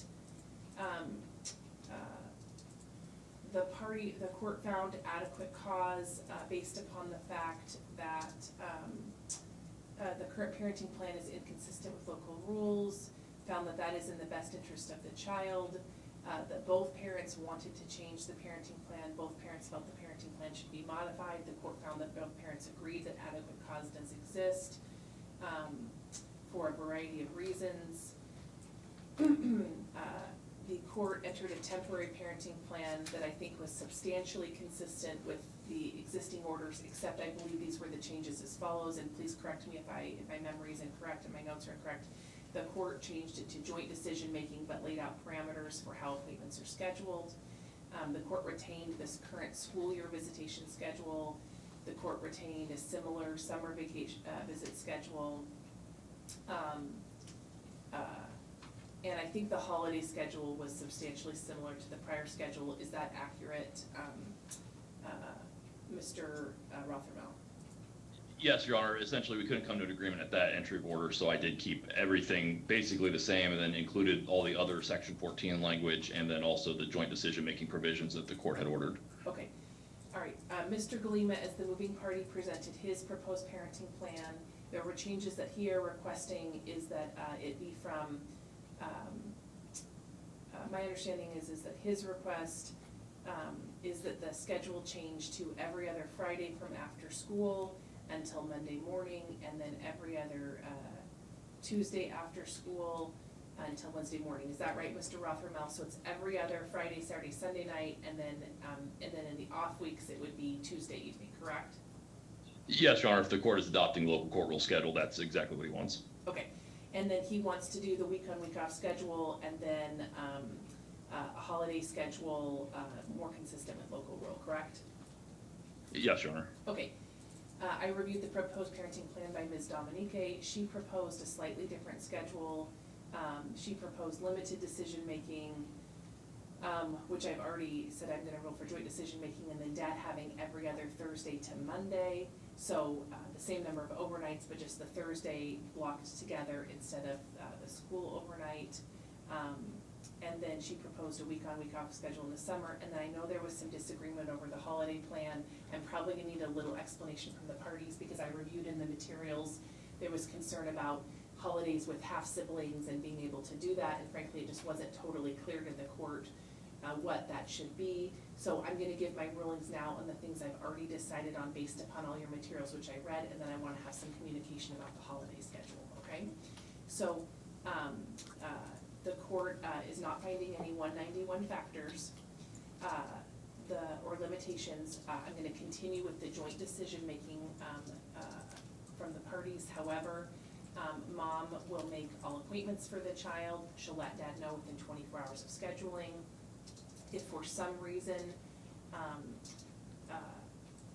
mother fails to schedule an appointment, then he can give mother 72 hours notice. Hey, I'm gonna schedule this appointment. If you don't, giving her that opportunity to schedule. So what that would be, for example, is, you know, most kids have to have a well child every year, so let's pretend his birthday is January 1st. If January 1st rolls around and mom hasn't scheduled that well child appointment, dad sends that notice, 72 hours later he can schedule it. Every 6 months he needs to have a dentist appointment. If 6 months has passed with no dentist, dad gives mom 72 hours notice. If she doesn't do it, dad can schedule. If doctor says, in doctor's notes, there's a report from the doctor that says, I recommend XYZ appointment, and if mom doesn't do it, dad can say needs to be scheduled, and then if 72 hours goes by and she doesn't, dad can schedule. So I'm gonna continue that as it was outlined in the existing temporary parenting plan. Dispute resolution is court as currently provided, mom is custodian. The weekend schedule, during the school year is going to, I think both, frankly, I think what both parties presented is reasonable. Both of your schedules that you proposed were reasonable. I have to make the judgment call since people don't agree, and I'm gonna go with the schedule that dad proposed, which is every other Friday after school, or 3 p.m. if no school, to drop off Monday morning at school. And then every other Tuesday after school until Wednesday morning drop off. The reason I'm gonna do that is, I agree with mom that mom should have weekend time. I agree that dad shouldn't lose overnights. I agree with dad that going from every weekend to every other weekend with long times in between could be really difficult, and so I think dad's was the better compromise between the two. I did think mom's proposal was reasonable, and as the child gets older, you know, that might be something to look at when a child can go a longer period of time away from the parent. This also gives dad more involvement in picking up and dropping off from school occasionally, and gives mom weekend time, and I think that will be better for both parties. The parties will have a 50-50 week on, week off summer schedule in accordance with local rule. That'll begin, as Mr. Rothermel outlined, the first Friday, the week school releases. Father will have the first week in even years, and mom will have the first week in odd years, and that way they'll each have equal amounts of summer over year to year. Summer break will end the Sunday prior to school resuming.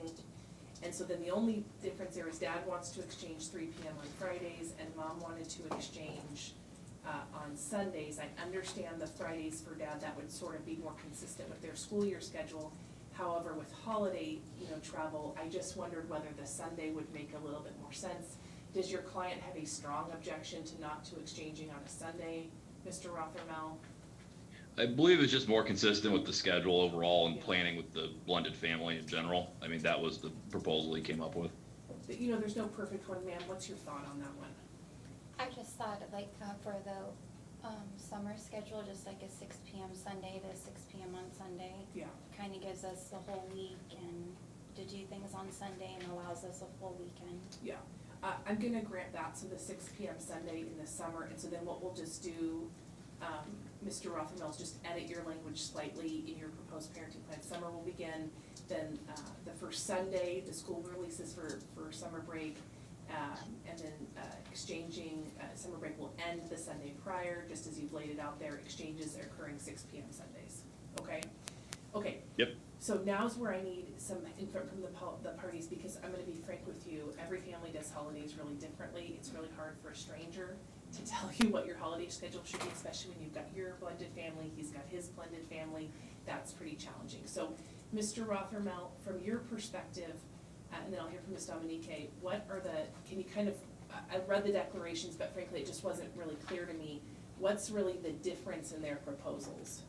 Yeah, so if I'm reading everything correctly, I actually think they're the same as far as even odds go. It looks like they agree even odd on both, and it's consistent with the previous parenting plan.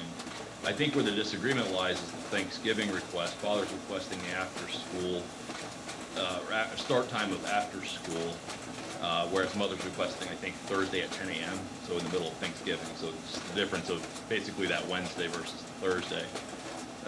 And then, or I guess when school releases, whether or not it's a Wednesday or Tuesday. And then for Christmas vacation, I was identifying that the primary difference seems to be that the exchange mother's proposing is on Christmas Day. Father's basically proposing December 24th at 6 p.m. And then another exchange during the winter break on New Year's Eve. I would say that is a little unconventional with local court rule. However, it does give more equal time between the parties versus the exchange on Christmas Day, which essentially disrupts the child in the middle of Christmas. The proposal also avoids one parent having both Thanksgiving and Christmas morning in the same year. And I guess in the alternative, the local court rule suggests the exchange date is the 26th, which would be indicative of the court's intent to avoid exchanges on Christmas Day altogether. I think that is more consistent with Father's proposal. And yeah, I believe that those are the only two I could really identify. It's kind of confusing given the fact that there's like 3 or 4 different parenting plans, and we had a temporary one just entered, which should have been consistent with the previous, and then both parties' proposals. Okay, let me walk through, let's just go through the schedule. Appreciate your summary, and I want to hear input from Ms. Dominique. So what you all have for Martin Luther King is pretty similar. So Ms. Dominique, tell me if you object to something, okay, and then I'll hear from you on it, okay? You both said attached weekend. I'm gonna clarify that just is through the Tuesday morning drop-off at school. So if it's your weekend, you'd have him anyways through Tuesday morning. If it's Dad's weekend, instead of returning Monday morning to school, then you just return him Tuesday morning. Any problem with that? No. Okay, all right, President's weekend, we're gonna do the same plan, same thing, okay? Again, just interrupt me if there's something where you say, no, this really doesn't work for us. Okay, there is no midwinter break here locally, so we're just gonna skip that one. Spring break, my understanding is you guys had been alternating. You said odd with Dad and even with Mom, which is what they said too, and so that'll be after school Friday to return to school Monday. Any problem with that? Nope. Okay, all right, so everybody's in agreement with that. Mr. Rothermel, just tell me if I'm going too fast or there's any questions on anything. No, you're fine. All right, Mom, so on Mother's Day, there was a slight difference here. You had the whole weekend, he had the whole weekend, you had just the day. If the parties are in agreement, we'll provide Mom gets that whole weekend. Is everybody in agreement with that? I think that's what I intended to be. I think Okay. I messed up on. So we'll just say that. Mother's Day is entire weekend after school Friday, ends with drop off Monday. Mom always gets that. So if that's Dad's weekend, he skips that weekend. Okay, so you'd have 3 weekends in a row, okay? Similarly with Father's Day, I'll just skip there. So you guys had just Father's Day only. Do you not want the whole weekend, Mr. Rothermel, or is it because that it gets into the summer schedule?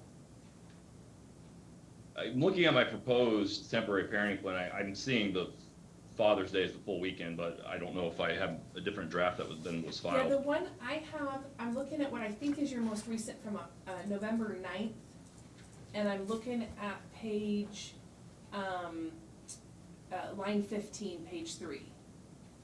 Oh, I'm sorry, I misread it. Excuse me, you're correct. Okay, no, Father's Day, Dad has every weekend for Father's Day. So same, you get every Mother's Day weekend, he gets every Father's Day weekend. Okay, everybody's in agreement. Apologies, I was incorrect. Okay, going to Memorial Day, Dad has even years, Mom has odd years, and so that's Friday after school through Tuesday morning drop off. Any problem with that, ma'am? No.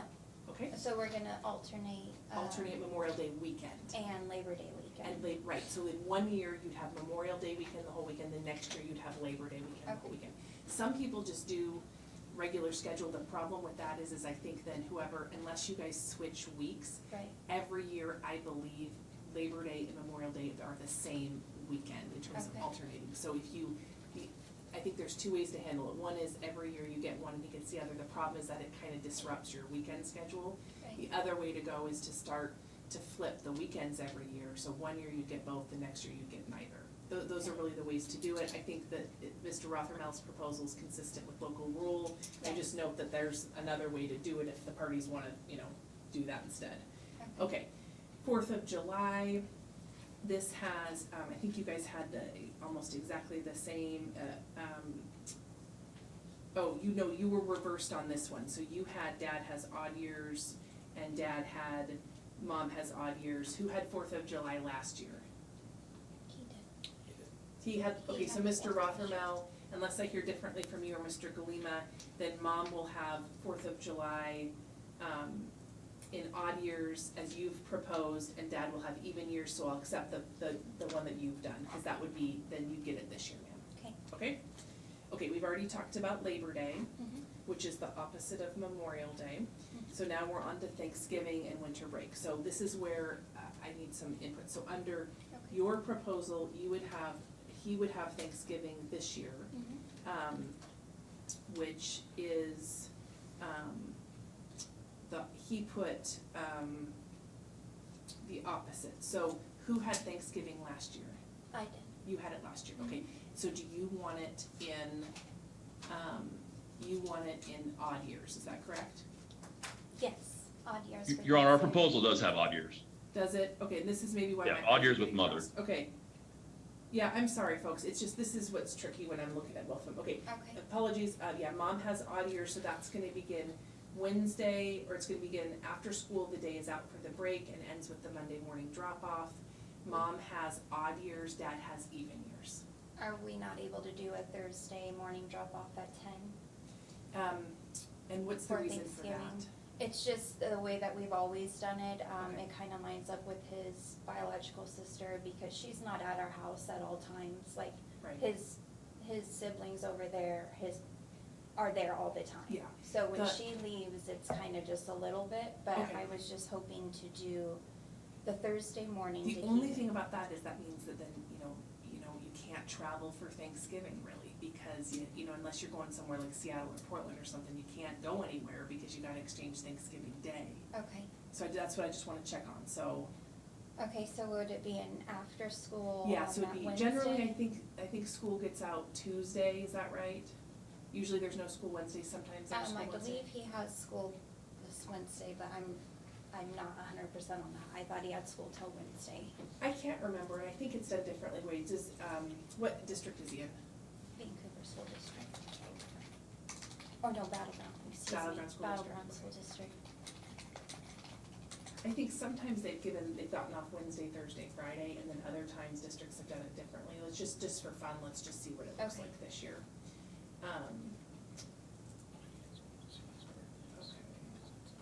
So it looks like the break is the 23rd through the 25th, so it looks like Wednesday is off.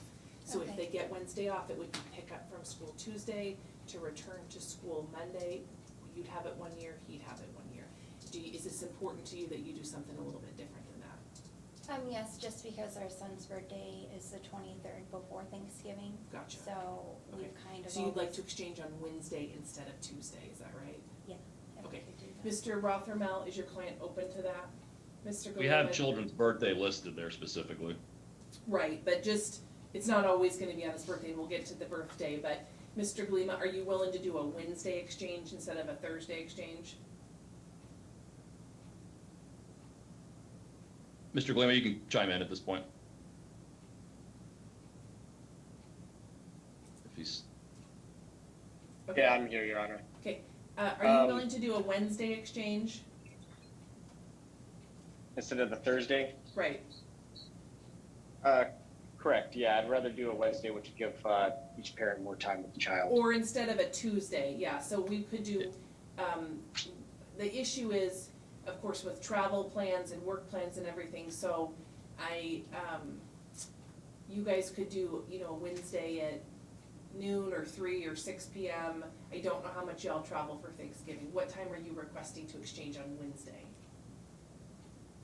A 3 p.m. would be great. Okay, Mr. Galima, does that work for you? Wednesdays at 3 p.m. So the day before Thanksgiving, you exchange at 3 p.m. depending on whose year it is. I'm okay with that. Yes. Okay, so we'll do that. So Wednesday, and obviously you guys can always agree to do something different if somebody's traveling. You can always make different agreements. This is if you don't agree.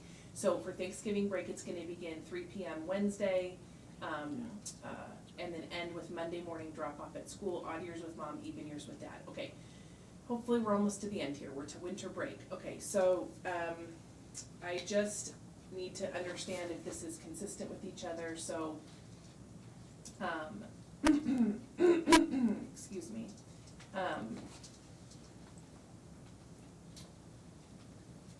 So, ma'am, what you wanted to do was in odd years, you'd have from end of school to December 25th at noon, and Dad had pretty similar. The difference is just the transition date, I think. So is it best to exchange? Local rule normally would not have us exchanging on Christmas Eve or Christmas Day. It would have us exchange on the 26th. So 1 year, you get Thanksgiving, and then you get him at 26th till school goes back. The other year, so you get New Year's Eve basically right after Christmas, and then the other year you get Christmas Eve, Christmas Day, and not Thanksgiving. That's kind of what our standard local rule is. And again, you know, because kind of exchanging on Christmas Eve and Christmas Day does, although you get part of the time, it's also very disruptive with all the holiday stuff going on. And sometimes it's, I think, harder on kids to exchange on those days. So is it really important to you to exchange on Christmas Day?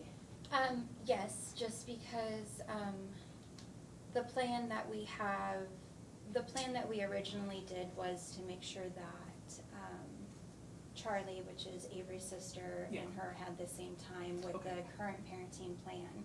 That's why Mr. Galima and I had decided on that to keep that plan together. Okay. I do understand that he does have 2 other children at his home, but those children are always at his home. So regardless of what day Avery goes over there and comes home, he is always with his siblings over Okay, there. because his kids live at his home full time because Yes. they're the joint children of. Okay. Yes. And you have a child who goes somewhere else. Yes, Okay. and so that's why we always did the schedule this way, Okay. because it What's your allowed schedule for Christmas that you have with that child? It's exactly what follows here. Okay, so So you it's the have, same. you So- have then, so this year is an even year. So this, in even years, you have, Christmas Day at noon until going back to school. And Okay. so he would have Thanksgiving this year, and then he gets Christmas Eve and then Christmas till noon. okay, And then I get him noon through the new year, okay. and vice versa every other year, and that's worked And that's every what you guys year. have historically done. Yes, and he's able to see his sisters over there and his sister at my house. The conflict, I guess, they're seeing is his girlfriend's stepson is on an opposite schedule, so they're trying to make it so Yeah. that my son can see his Stepson. girlfriend's Yeah. son, Right. yes. Okay. Yeah, and I can understand that's really challenging, you know, to work all these schedules, and I think what everybody's asking for is reasonable. Mr. Rothermel, can you weigh in on this a little bit? Yeah, I mean, I think the court's intent at this point is to adopt the local court rule schedule. Local court rule does not exchange on a Christmas Day. It's extraordinarily disruptive for a family, especially when there's multiple siblings together on Christmas Day opening presents, then having to facilitate an exchange in the middle of that day is disruptive. And again, the substantial change in circumstances in theory at this point is the fact that there are more siblings. Maybe they agreed to a Christmas exchange when there was 1 sibling in consideration, but now there's 3 in Mr. Galima's household, and this is better for his schedule and I think better for the parties overall. Okay, I think local rule is December 26th. He asked for December 24th at 6 p.m. Let me just ask this with the parties, because again, if parties don't have agreement, I'm gonna make the decision, but you all know your family schedules and you know what's best. I'd like to do something that people agree to as much as possible. If you had to choose between exchanging December 24th at 6 p.m., December 25th at 6 p.m., or December 26th at 6 p.m., understanding it's gonna flip-flop which half you get every year, which one of those is your first choice? So either exchanging on The Christmas 24th, the Eve. 25th, or the 26th?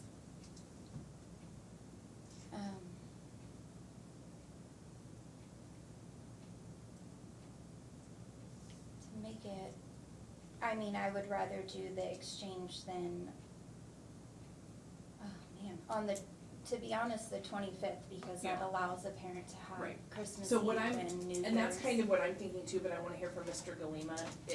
He wants the 24th, the local is the 25th, she wants the 25th. What if we just move it to Christmas Day night?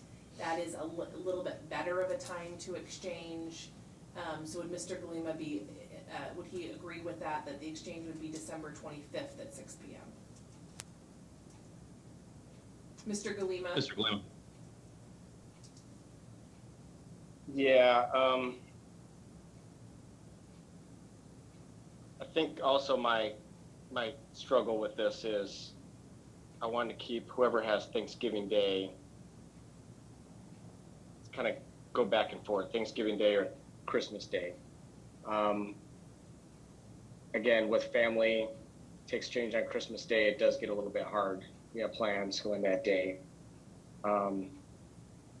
Yeah, I mean, and I'll say that, I generally don't think exchanging Christmas Day or Thanksgiving Day is the best, you know, I just don't, because it's, y'all are doing so many different things, my suggestion, and so we're gonna do the Wednesday before, which, I think is better to not exchange on Thanksgiving Day, so we're not gonna do that exchange anymore. So Mr. Gleeman, does Christmas Day night work okay, or does it need to be the 26th?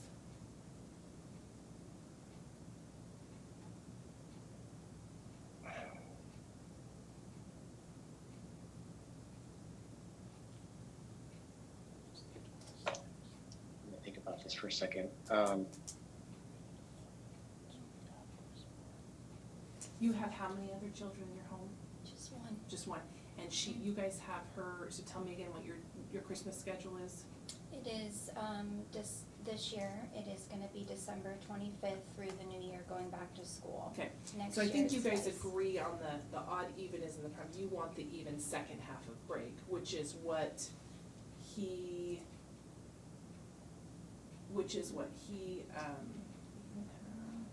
yeah, so you guys, you're close, it's just that exchange day is which day, He was trying to exchange right before New Year's as well, which I'm not gonna is- do.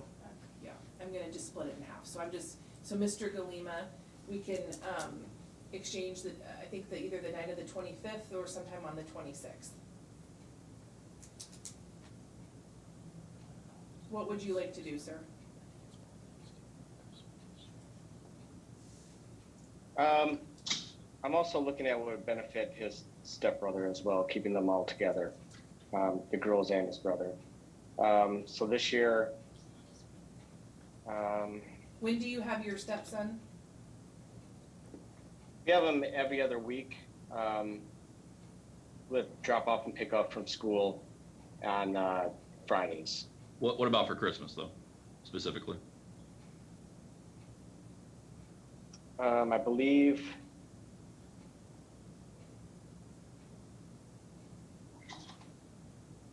we have him for Christmas. Okay, we don't have him this year for Christmas. Okay. So, Mr. Glima, do you want to exchange, knowing that, do you want to exchange the night of the 25th or on the 26th? I think it would be fair. Do we have him before Christmas though?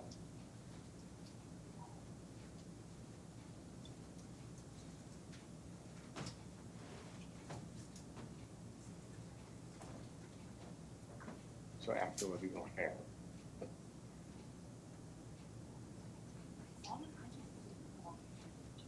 Your Honor, if he does do the 26th, that does allow him Thanksgiving, Christmas Eve, and Christmas Eve day of a full day. No, because you guys are in opposite years. So, for example, for Thanksgiving, Correct, so- he has them Thanksgiving this year, and so he has them the first half hold of on, winter yeah, break. that shouldn't, so hold on.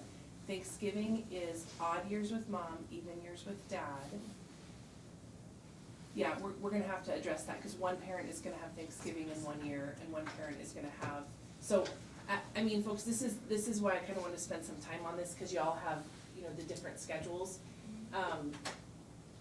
I can keep going and we can kind of try to, you know, we're pretty close here, this is the last issue, but what we're gonna have is so, with Thanksgiving, it's going to be,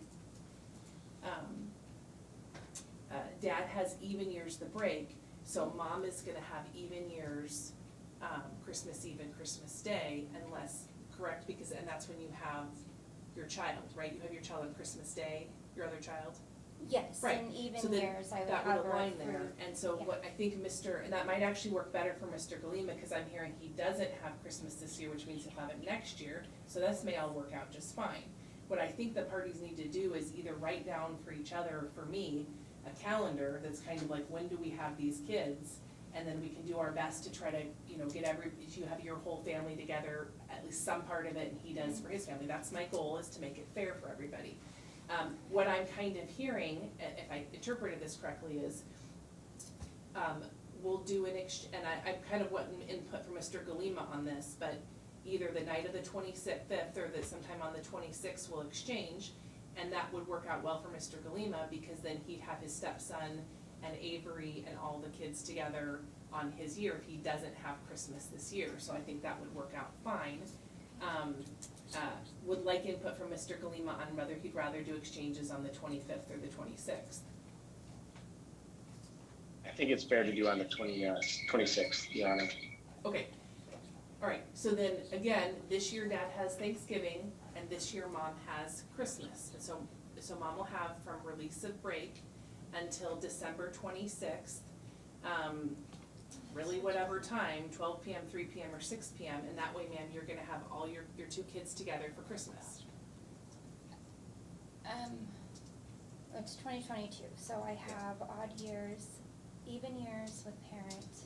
He's supposed to be with him the first half of break this year. But and I'm I not don't- gonna do that because he has even Oh, I see what you're saying. Thanksgiving, and Okay. my understanding is he had, hold on, Because okay, he has Thanksgiving this year, you had Thanksgiving last year, correct? Okay, Thanksgiving is odd with mom, even with dad, Wednesday at 3 p.m. to Monday morning drop-off. So Christmas is my understanding is Mr. Galima has his two younger children every year for Christmas. He has his stepson every other year, and Mr. Galima, you don't have your stepson this year, correct? That's correct. Okay, and ma'am, when do you have your other child for daughter, Christmas? I get her Christmas Day at noon. Right, and then do you have her to the rest of the break? Okay, so what's unfortunate about that is but if you want, so are you okay with having the first half of winter break this year, and then the child goes to dad's on the 26th? That way you all have Christmas Day together, or you don't wanna do that? The only reason I wouldn't wanna do that is the whole first half of break, Right. neither of the kids would be together. Right. The only day they would be together It's Christmas is Day. Christmas Day for a few hours. Okay, Mr. Galima, we're gonna get there, let's just keep working at it. Mr. Galima, tell me what your schedule is for Christmas with your other child. I believe we have it's rotated every other year. We follow the school schedule up until then. So this year, Here's what I'm gonna do so we can keep going, cause I got a couple other cases to call and I gotta do a UCCJ. Mr. Rothermel, can you email me what his schedule is with his stepchild, okay? And, cause he has his girls, I think there were 2 little girls, is that right? Yeah, They have them all the time. Full time. Ma'am, I need what you to do is you need to email me your schedule with your other child. Okay, send that to Mr. Rothermel so he can forward that to me, and then I will make adjustments to try to maximize everybody's schedule with their child. You Okay. guys can always agree to something different, but this is gonna be the tiebreaker if nobody agrees. But why don't you just get exactly the schedule on Mr. Galima's stepson, we'll get exactly the schedule on your other child, I will do my best. Okay, let's move on, and we're gonna split that winter break in half, and I'm just gonna adjust it based upon what the children's schedules are. Mr. Rothermel, I'm accepting your proposal for Easter, which is, Dad has every other Easter Sunday at 9 a.m. to Monday morning. Mom has it in even years, Dad has it in odd years. And then Halloween, we'll alternate Halloween, and your proposal is reasonable as well, as outlined in the schedule. Right now, I think you guys meet pick up and drop off pretty much from school. if you can't pick up at school, you guys had proposed curbside, Mr. Rothermel, Ms. Dominique, you said school or daycare. When they're not in school and daycare, do you guys just meet halfway? We just meet at Costco, halfway in between our house. Great. Yeah. So then, Mr. Rothermel, your proposal's fine. And then, Mr. Rothermel, I didn't have a problem with your section 14 language. Ms. Dominique, go to section 14 in his parenting plan. Do you have that in front of you? No, they never sent me copies as Okay. they instructed they would. All right, I will print it for you, and then I want you to look at that and tell me if there's anything in section 14 that you had a problem with, okay? So, Mr. Rothermel, could you send me a Word version of your order with the changes that I have mentioned, and then your client's holiday schedule for the stepchild? Can you email him your holiday schedule for your other child? So give me your whole holiday schedule, Thanksgiving, Christmas, spring break, everything. Okay. Mr. Rothermel, please do the same, and I'm gonna try to do my best to make it work. Ultimately, it probably won't be perfect, and you guys may have to talk to your other co-parents, okay? Okay. All right, I'm gonna hear. And Your Honor, just to clarify section 14, it's the same language we already litigated essentially at the last entry of orders hearing. Yeah, It's the I same think it exact was one. fine, but I We've just already wanted to double discussed it. check. I read through it, I believe it was fine, there Okay. was nothing that I saw I'm gonna that- give you this though, just so you can have it. I thought that it was appropriate. And so I'm not gonna make any changes to that. If Ms. Dominique has a concern, she can present that, to Mr. Rothermel, and I can deal with it when I do the work. Okay, that's for you, ma'am, okay? And- All right, Mr. Rothermel, is there something else I need to address? I believe that was fairly thorough. Okay, maybe too thorough, but I'm trying to get these folks on a schedule that'll work till this kid is 18. Okay. I do have a question though, Yes. and maybe a better way if we switched it from the 26th, we did the drop off on the 24th. Yeah. Cause then that would allow Right. the child to come Yeah. and be with us, and then So Christmas yeah, Day. look at what y'all are doing in your house and what you're Okay. gonna be doing, and email Mr. Rothermel, and then he's gonna forward that to me, okay? Okay. And if you want to agree to that, they put the 24th, so if you agree, I'm sure they're gonna agree, okay? That was our proposal, yes. Yeah, okay, so, but I want you to just, cause I can tell Mr. Galima isn't 100% sure about that stepchild schedule, and I really would, since we're here, I'd like to get it right, okay? Okay? Any other questions that Ms. Dominique that you had? Well, I say let's just do the 24th. Can we just? You wanna just do the 24th? For the Okay. 24th And drop off? we'll That's have good? the 24th Yeah. on. Okay, no, that's great, so they're gonna accept the 24th, and I think that that's a good plan, and that was proposed by Mr. Rothfeld. Let's just confirm the correct years. Okay. So again, then Dad has, Thanksgiving break this year, everybody's in agreement with that, so for winter break, then Dad would have the first half until December 24th at 6 p.m., and y'all would have the second half beginning December 24th at 6 p.m. I just wanna make sure that's, Absolutely. you're in agreement with that, okay? Yes. And then I just wanna make sure that's what there says, even years, yeah, Dad has first half, Mom has second half. I'm not doing the New Year's Eve thing, so it's gonna be Dad has release from school until the 24th at 6.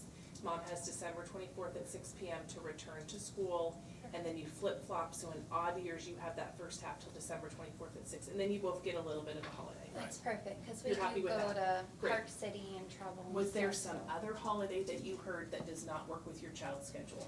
No. Okay, Everything Mr. is good. Golema, is there something else you think we've missed that doesn't work with your children's schedule?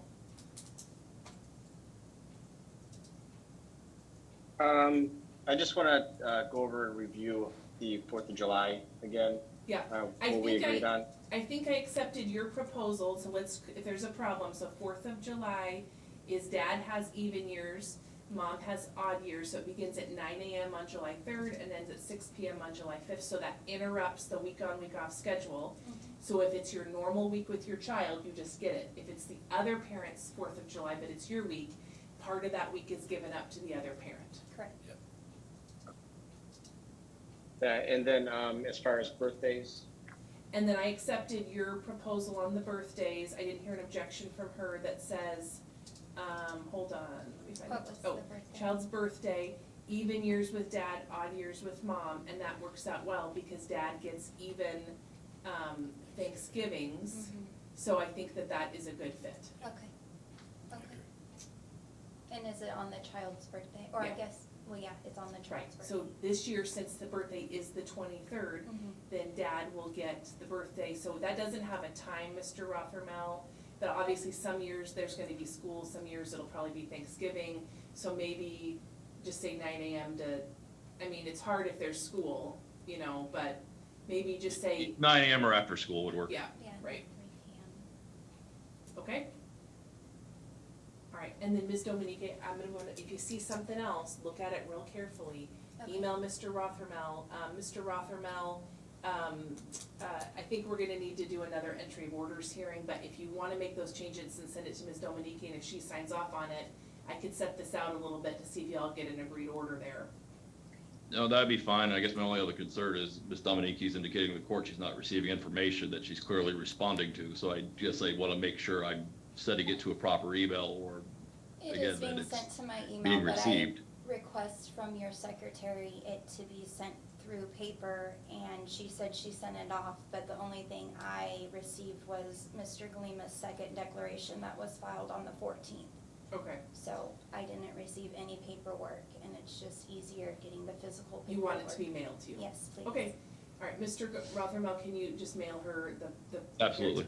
Thank you, I appreciate that. And then can we do entry, I can do the 8th, the 15th, the 22nd, the 29th. What date works for you, Mr. Rothermel? The 15th, I do have a mediation on the 8th. Okay, you want to do the 15th, okay, so next hearing is the 15th. Mr. Rothermel's gonna make all those changes. It sounds to me like we addressed everything. So if you, he's gonna send it to you. If you agree, yes, this is what I agree to, you can sign it and send it back, and he'll strike the hearing on the 15th, and that will be a temporary parenting plan.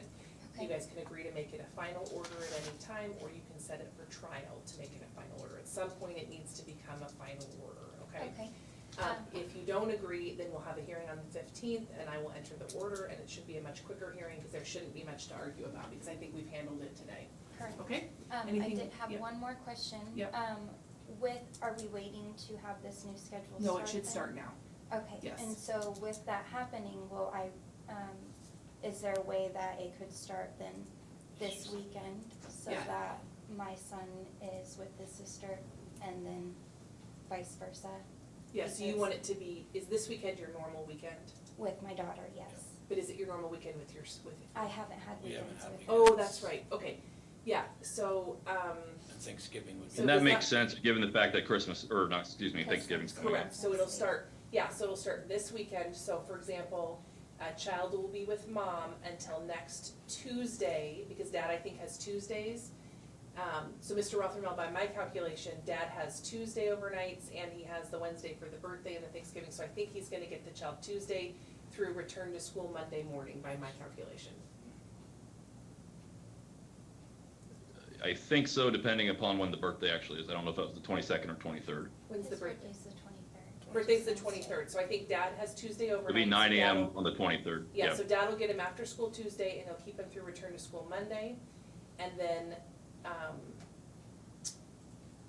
cause that's his, Tuesday oh, I'm overnight. sorry, he has Tuesdays in his off week, excuse me, so he'd get him Wednesday for the birthday, and then through the break, return to school Monday.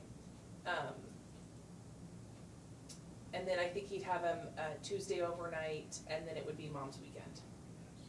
Okay, everybody on board with that? So this weekend is mom's weekend, Yes. okay? All right, okay. All right, Mr. Rothermel, appreciate you, your time, appreciate your time, Ms. Dominique, and all the parties, and, Mr. Entry of Orders on the 15th, he's gonna have that mailed to you. Please look at it as soon as you get it and let him know if you're in agreement. If there's little things, you can email him and ask him, and see if it can be worked out. If not, then we'll have it, if it's not agreed, we'll have an Entry of Orders hearing on the 15th, okay? Okay, thank you Okay, so much. thank you. Okay. Ma'am, did you happen to drop your phone? Thank you, Your Honor. I did. Where is it? I don't wanna interrupt. It was on the Oh, floor. sorry. Wallet's right there. See, I'm sorry. Thank you so much.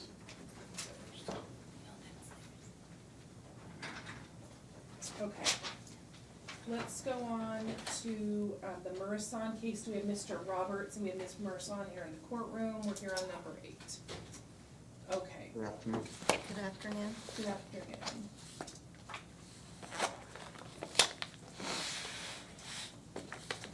Folks, I'm just gonna grab one thing real quick. I'll be right back.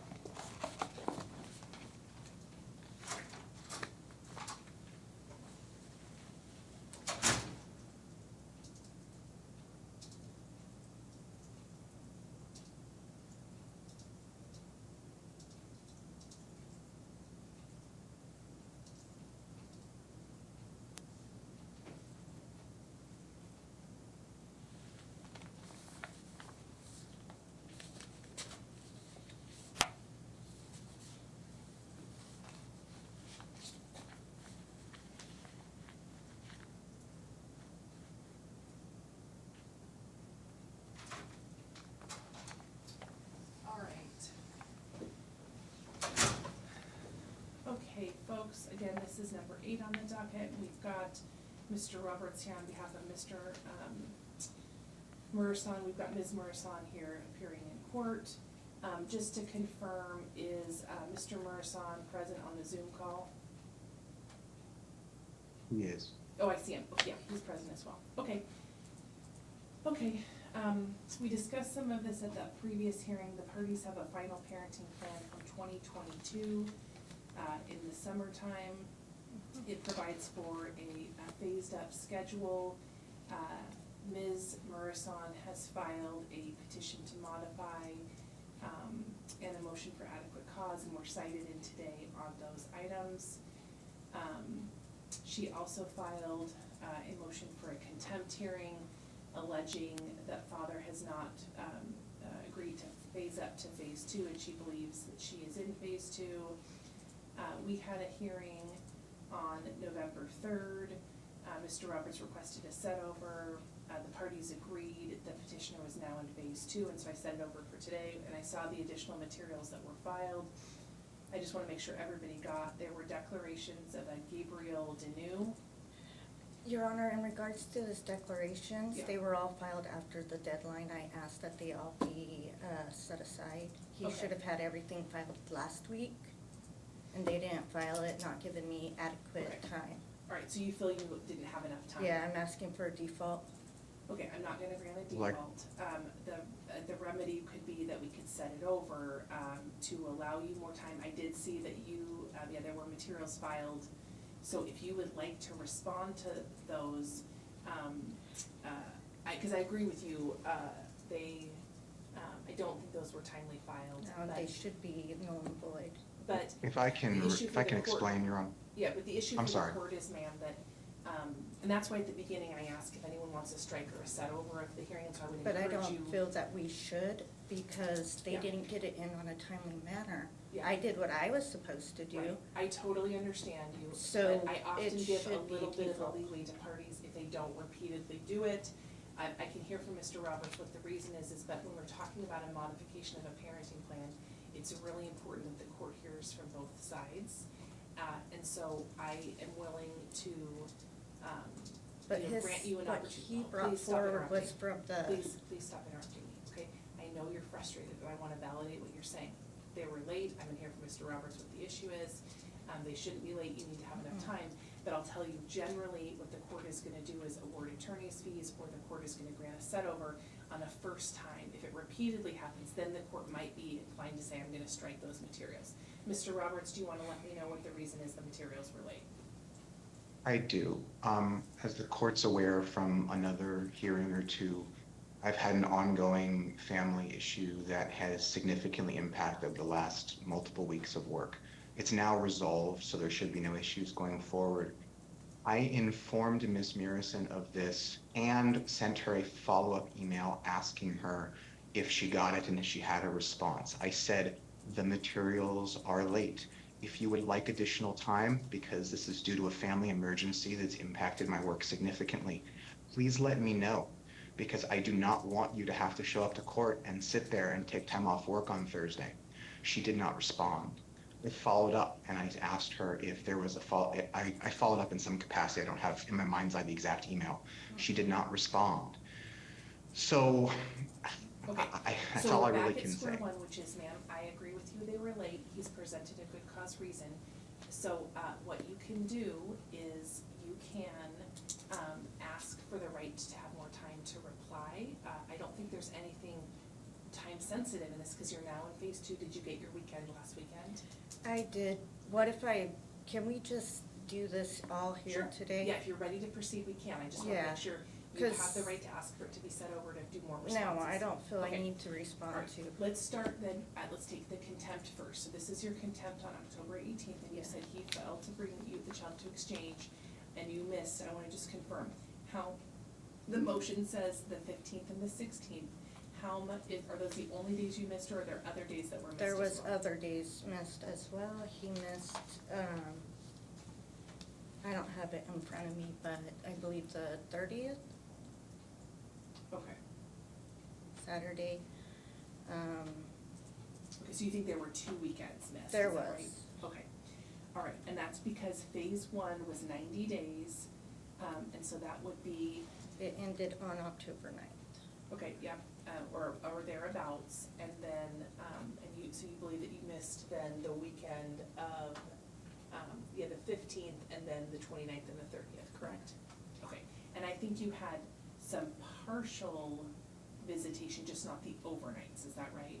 Well, we had, right now in phase 2, it is from 9 AM to 5 PM. Then in phase 3, it goes to overnights. And Okay.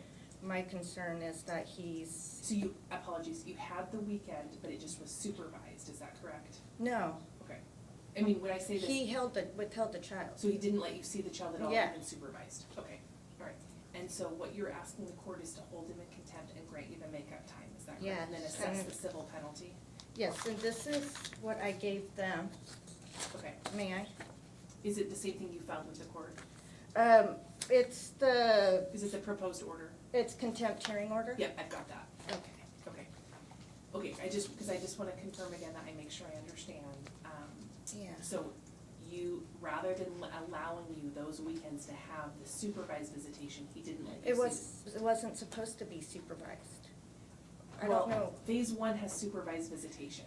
Yeah, and so when I got out of phase 1, October 9th went into phase 1, we Right. went in phase 2, there's no supervised. Right, I think that's the part I'm not understanding is, are you saying He didn't produce the child. He withheld totally, right? Yes. So you didn't have your visit supervised or unsupervised? Yes. Okay, that's what I'm understanding, okay, and it should have been unsupervised Unsupervised, visitation? yes. Okay, okay, and so you're wanting the civil penalty assessed, and you want your makeup time for those weekends, correct? Yes. Okay, all right, Mr. Roberts, was there any additional argument you wanted to present to the court on the contempt issue?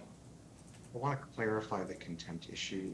The court can see from the exhibits in Mr. Murison's contempt declaration that he didn't withhold the child. He withheld the child, but for supervised visits. He made it clear in the exchanges that until you complete the ROI, supervised visits are going to be put in place. I am waiting for you to have a supervisor pick up.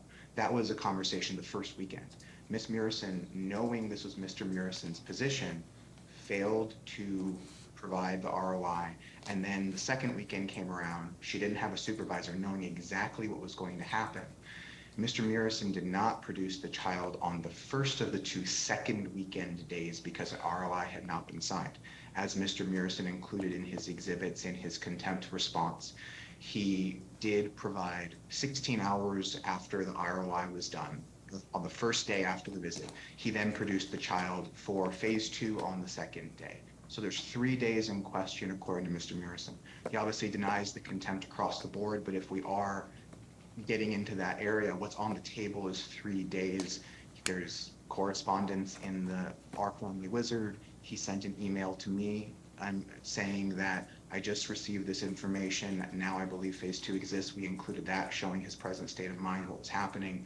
And there's no evidence to rebut that the child was present for an unsupervised visitation on the 4th day in question. Okay, and I just want to confirm that I make sure that I reviewed the correct materials.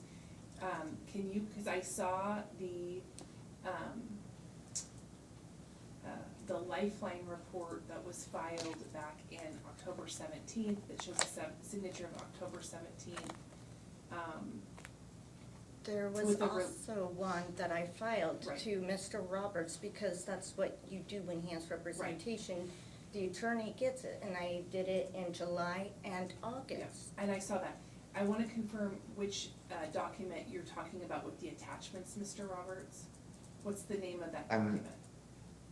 It is the declaration of John Murison regarding contempt filed on the 15th. It was given to Ms. Murison the day before, but not the conformed copy. There we go. Okay, yes. Okay, yeah.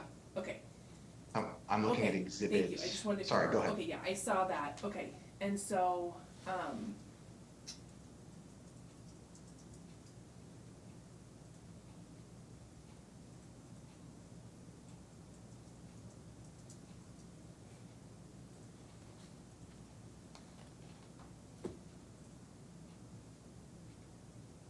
Exhibit 3 is the Our Family Wizard, the relevant Our Family Wizard texts.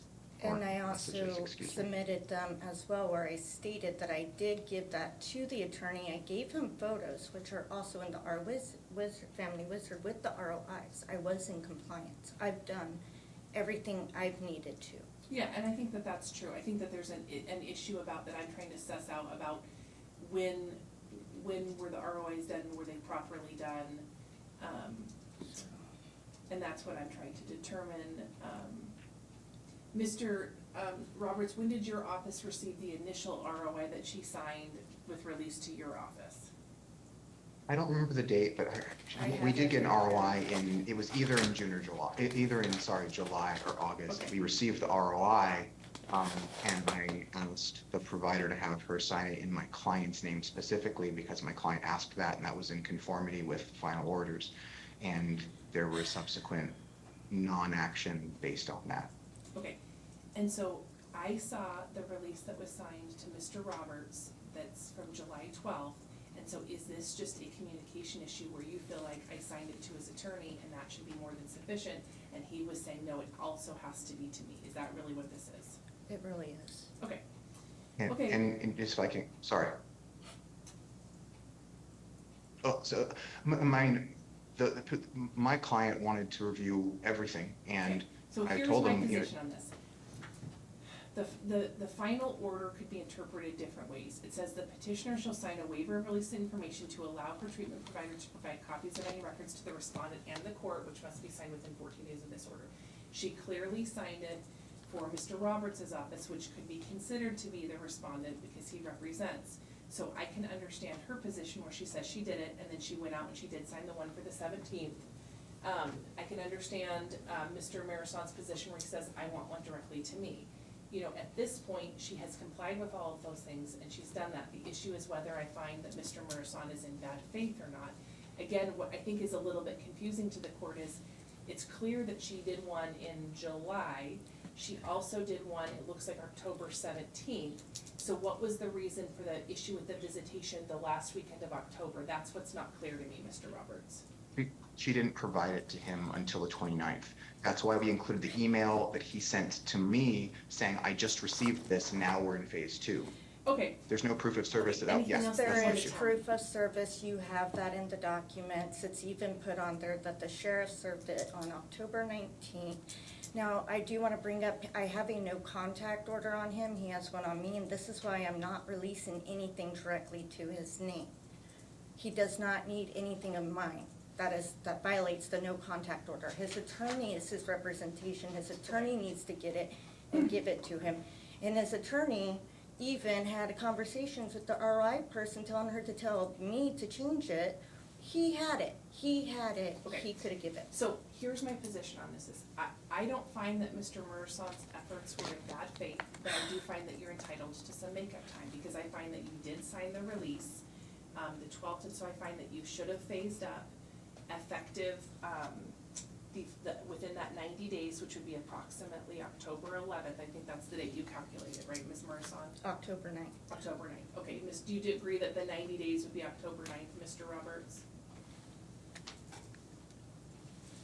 I think It it was was just 2 signed weeks the before the 11th. 29th. I think it was the 14th and the 15th visits. It was the No, same weekend I as the. phased Well, hold out on, it's the October 9th. phases last for 90 days. The 90 days began the 11th, so I think about October 9th would be correct. So what the order of the court is this, is that I'm not finding bad faith.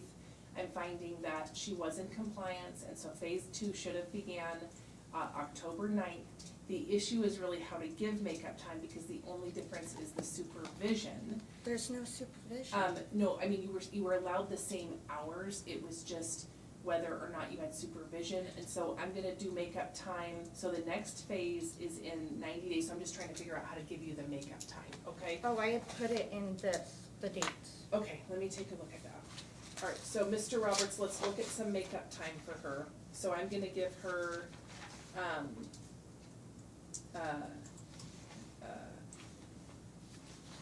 3 days of makeup time. And And I so requested. you were proposing the 20th, the 24th, and the 4th. So let me Yes. look. So the 20th is a Sunday, the 24th is a Thursday, so you want it on Thanksgiving Day.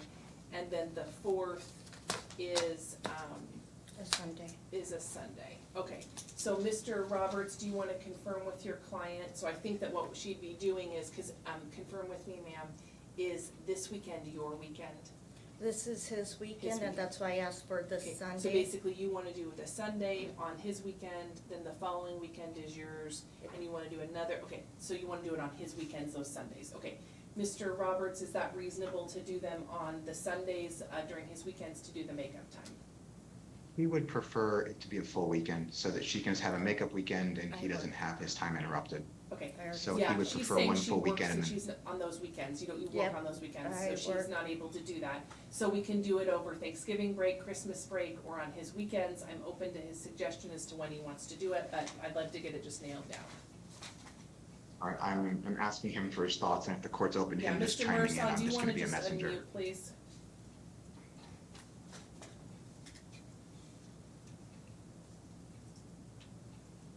Don, can you unmute yourself? There we go. Okay, You did, there you go. so why don't you get your calendar out, and so she's proposing the first one would be this Sunday, is that workable?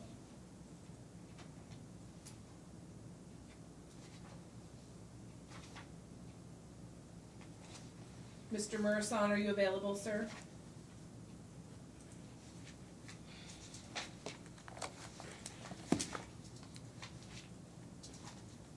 Don, are you there? You're unmuted, but we can't hear you.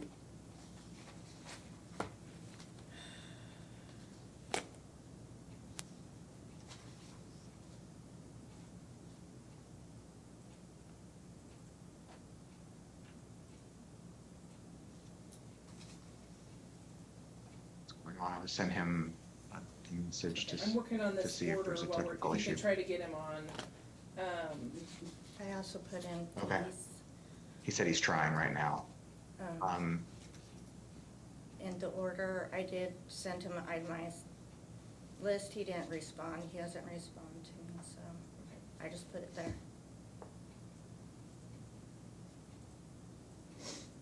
And those fees are only for this contempt that I incurred for the contempt.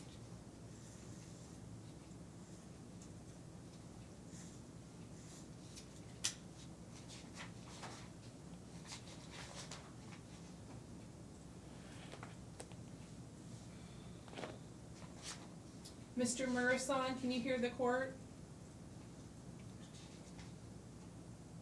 He's having just technical issues. It might be worth him logging off and logging on, or we can try. Yeah, sometimes He that says helps, yes, he Mr. can hear you. Murasan, if you log off and log on, that's a good suggestion by Mr. Roberts. Leave the Zoom hearing and come back in. Sorry about that, Your Honor.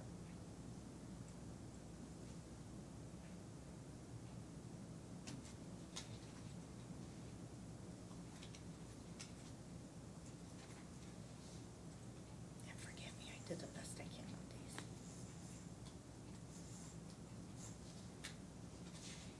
There he is. Okay, oh, hold on, he's coming on.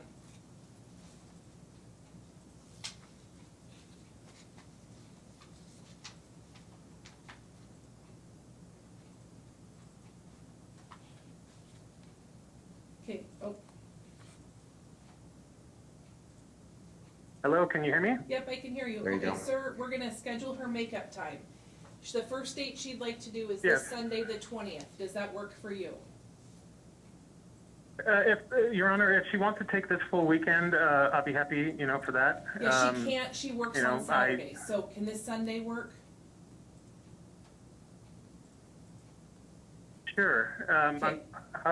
So who's Alyssa with during the time when she's working? Because she's been I work those having her Yeah, on she Saturdays. doesn't work those weekends, she works the weekends she doesn't have the child. Okay. Can we do it after the New Year's? Can we make up the time then? No. Because I kind of have plans for. Okay, so No? we're gonna go through, do you have plans this weekend that are uninterruptible this weekend, the 20th? That's fine. That's fine. We can do this weekend. Okay, I so can- the I can first make it makeup up. day is gonna be the 20th, this Sunday. The next date, the next weekend date she's requesting would be the 4th. We could also look at the 18th. Which of those is best? I'll do it quick, please.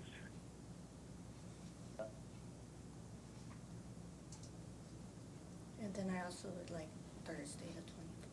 Okay, we're gonna talk about that, 'cause That's Thanksgiving's- fine, the 4th. Okay, so we've agreed on the 20th and the 4th. The third day is she wants Thanksgiving. I don't know if that's agreed or not. We could also look at the 25th. So I don't know what your plans are. I know, I Mom work. has the 26th through the 27th. Mr. Murson, could we do the 24th or the 25th for the third day? Definitely not on Thanksgiving, because she does get a full day with her on Christmas Eve and Christmas Day. Okay, so what about the So, 25th? No, I can't. Oh, you can't because I of work. work. Okay, 20 so then what about then the The next 3 Sundays? So the 20th, the 4th, and the 18th. Would that work then, Mr. Murson? Yeah, that's fine. Okay, I'm Either gonna make one of a those. Like I change said, to I that just, whatever, order whatever then. makes this work, I'll adjust my schedule as needed. As long as it's not the 24th. Right, we're not doing that. Yeah. Okay. All right, I'm just making some changes to the order here so we can get it entered today. I'm finding that there was some difficulties in the transition from phase 1 to phase 2. I've now clarified that that she is in phase 2 as of October 9th, and I've listed that here in the order. I don't find that Dad's actions were in bad faith. I find that there was a disagreement over the order. The issue has now been resolved, and I am gonna grant Mom makeup time. So the makeup time is gonna be the 20th, the 4th, and then the 18th.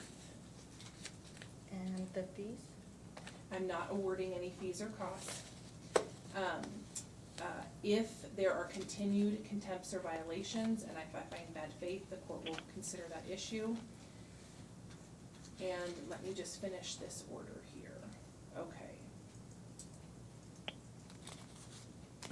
Get that to be clear. Okay. All right, and I've signed that order. I'm gonna note that Mr. Murson is here over Zoom, and we'll have Ms. Murson sign this order, and now we'll turn, so she needs to sign this as well. Now we'll turn to adequate cause. I read your materials and I read his materials. My understanding is that your primary concern was that you feel, you are concerned that the child is being abused in the household. And that you're asking the court to find adequate cause and deviate to a week-on, week-off parenting time. Also because of the contempt, because he's gonna try to interfere and try to keep me from phasing, and I don't wanna have to do this again. All right. I'm and, not asking for anything other than the 50-50.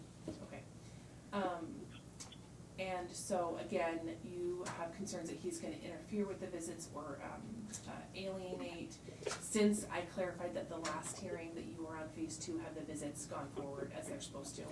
Yeah, but that's just one. Okay. I mean, you can't trust it, I can't trust him.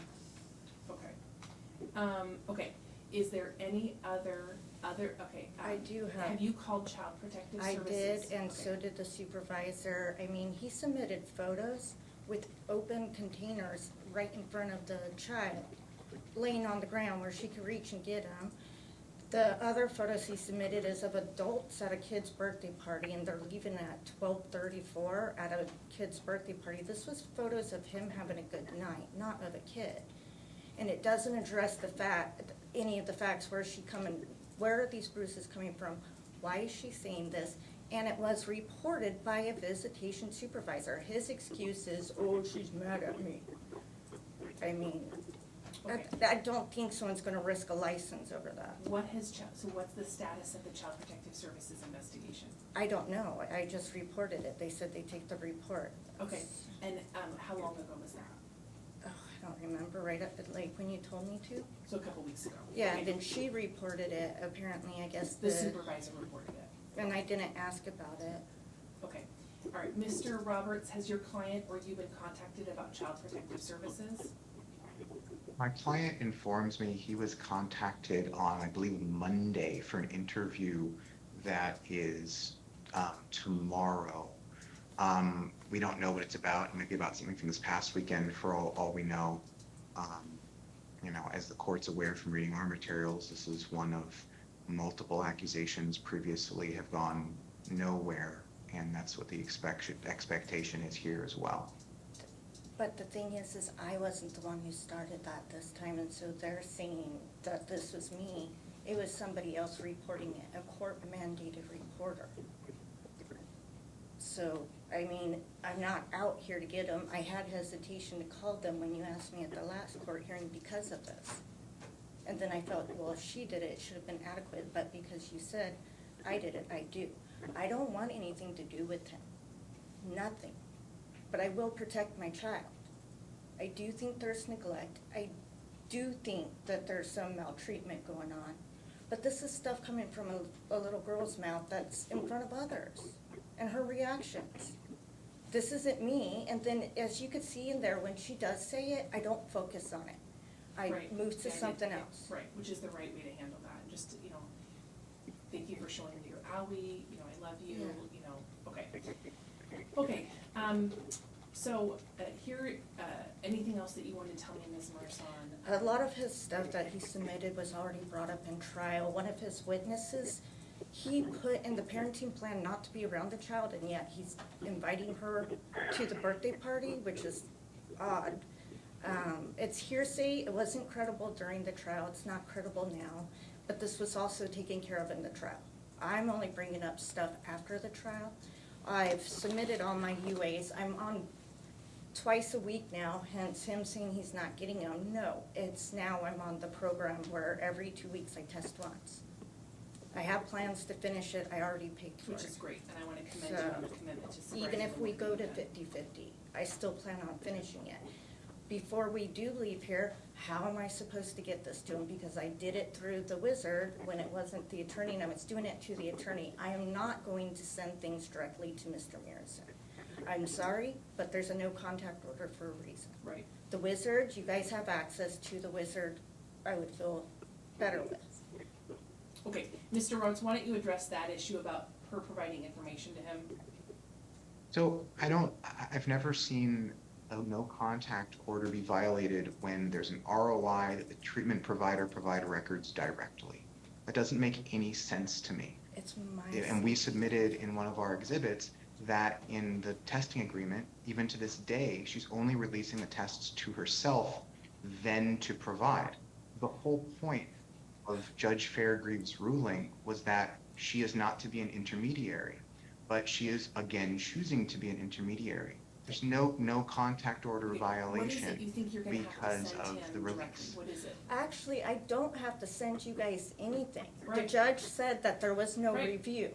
So the fact that I released it to your email address, I went above and beyond. Okay, The fact that so I ma'am, put it stop. in, What is it that you think you're gonna have to send him directly? he's requesting the UAs. I'm gonna continue to give them to him because Well, I'm can't you doing just them. do the UAs and then he can get them through the ROI? No, I don't want him having access like that. I will give it to him or I will give it to Mr. Roberts. I could Okay. upload it to the wizard, our family wizard, or Mr. And you Roberts. do the UAs at Lifeline, correct? No, Northwest. At Northwest, okay. And then Mr. Roberts, when he was his attorney, was getting them. So for him to say that he wasn't is misleading It's and not what I blatantly. said. That is not what I said. Okay, Mr. Roberts, can you give the court some insight on this? What is it that you believe should happen in this case? What is it I have, or I'm sorry, you cut out for a moment. Oh, sorry. What is it that you believe should be happening here? Well, you mean in terms of the test results? Yes. I think that there should be a release directly to Mr. Murison. I acknowledge that the way that the strict language of the court ruling should have been more clear as saying exactly how it should be released. However, I think Judge Fairgreaves' intent was fairly clear that she is to not be an intermediary for any records at all. And I don't understand her resistance to this other than wanting to maintain control for some reason that may raise suspicions. And that's my client's concern, because as the court understands from the history, and I know you can't absorb all of it because it was such an ongoing trial, but we tried to make it clear that there have been numerous attempts to deceive and entrap, even through counsel, to what have I'm really Mr. being asked Murison to do is violate NCO. interpret the final I'm sorry. parental plan from July of 2022, so I'm gonna go there. And so it says Sure. that, It doesn't say I have to release The those. petitioner shall submit to weekly urinalysis or other tests to ensure absence as a juvenile treatment provider. It doesn't say, okay, and then it says she'll go on, now we're in phase 2, it says she'll do bi-weekly random UAs. It does not say, that she has to sign up ROI. So Mr. Roberts, can she just send them, what is the best way for her to forward them? She doesn't want to send them directly to Mr. Murson, she can upload it to Our Family Wizard, or she can send them to your office. Which one does your client want to do? Our Family Wizard. Okay, so upload them would to be Our the Family preference. Wizard, okay? All right, so ultimately, so I think we've addressed all of the issues now. The primary basis that would be a basis for modification would be if there is if there is abuse of the child going on in Mr. Murason's residence. I wanna explain to the parties a couple things that each of them raised. If the parties are smoking, don't smoke around the child. Don't wear clothes, around the child where you smoke, because obviously that could be harmful to the child. Nobody should be physically disciplining the child. There's a level of physical discipline that's allowed under Washington law. However, I tell this to all the parties, I don't believe there's any major pediatric counseling, psychology, parenting group that will say that they believe physical discipline is in the best interest of children. That's no longer something that's really recommended. There's a small level of physical discipline that's allowed under Washington law. Flicking a child or slapping a child or punching, anything like that would not be allowable. Kicking would not be allowable. Anything that would cause a bruise on a mark would not be allowable. I would suggest strongly that based upon the history in this case and the allegations of the parties that there should be no physical discipline whatsoever. I'm not saying there has or hasn't been. I don't have enough information on that. Ms. Murasan and apparently the supervisor have reported it to Child Protective Services. If there comes back a finding of child abuse, that is a basis for a modification, and so you can recite in your materials. At this time, though, we have a very recent parenting plan. We have high conflict between the parties. We have Ms. Murasan's concerns that Mr. Murasan will not follow the parenting plan. Those are not a basis to modify, and I don't have enough information about the abuse. I understand your concern. It's good you're being protected, and you reported it to police, just as Mr. Murasan should do if he believes that there's abuse of the child current. I'm denying adequate cause in any modifications to the parenting plan. I'm clarifying the following. You can do your UAs up through Our Family Wizard. You're in phase 2, which started October 9th, so it'll end 90 days from that period of time. I've ordered your makeup time, and you can get a copy of the order from the clerk's office tomorrow, just like Mr. Roberts can, on the 20th, the 4th, and the 18th from 9 to 5.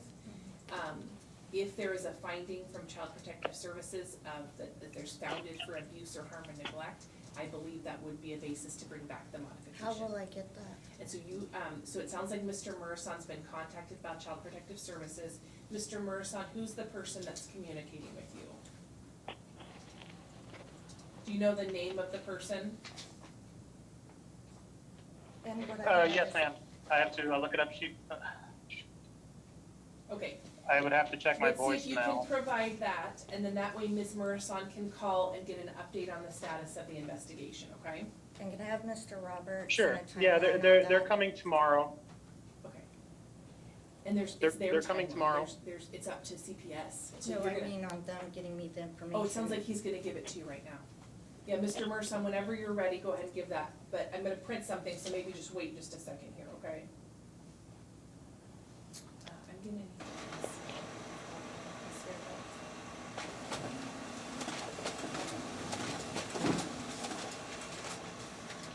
I don't wanna have to keep coming back here, so can we put something in place that if he continues to interrupt, that he loses? And your relief on that is a motion for contempt, you just like you did, you filed But a that motion didn't for do contempt. anything. Well, you got your makeup time, and I clarified all your dates and times and everything moving forward, so hopefully you guys are gonna be on track. If he violates the parenting plan, just like you do, the relief is a motion for contempt, okay? This is the first time we've been in. If it happens again, I'll likely award fees, the civil penalty, and again, additional makeup time. Both parties need to follow the parenting plan. Okay, Mr. Murasan, did you find that contact information? No, ma'am, but they're coming tomorrow. I'll be happy to forward Okay. all the information to Can you Scott let later Mr. on tonight. Roberts know tomorrow, and Mr. Roberts by Monday, can you let Ms. Murison know by Monday who that person is, okay?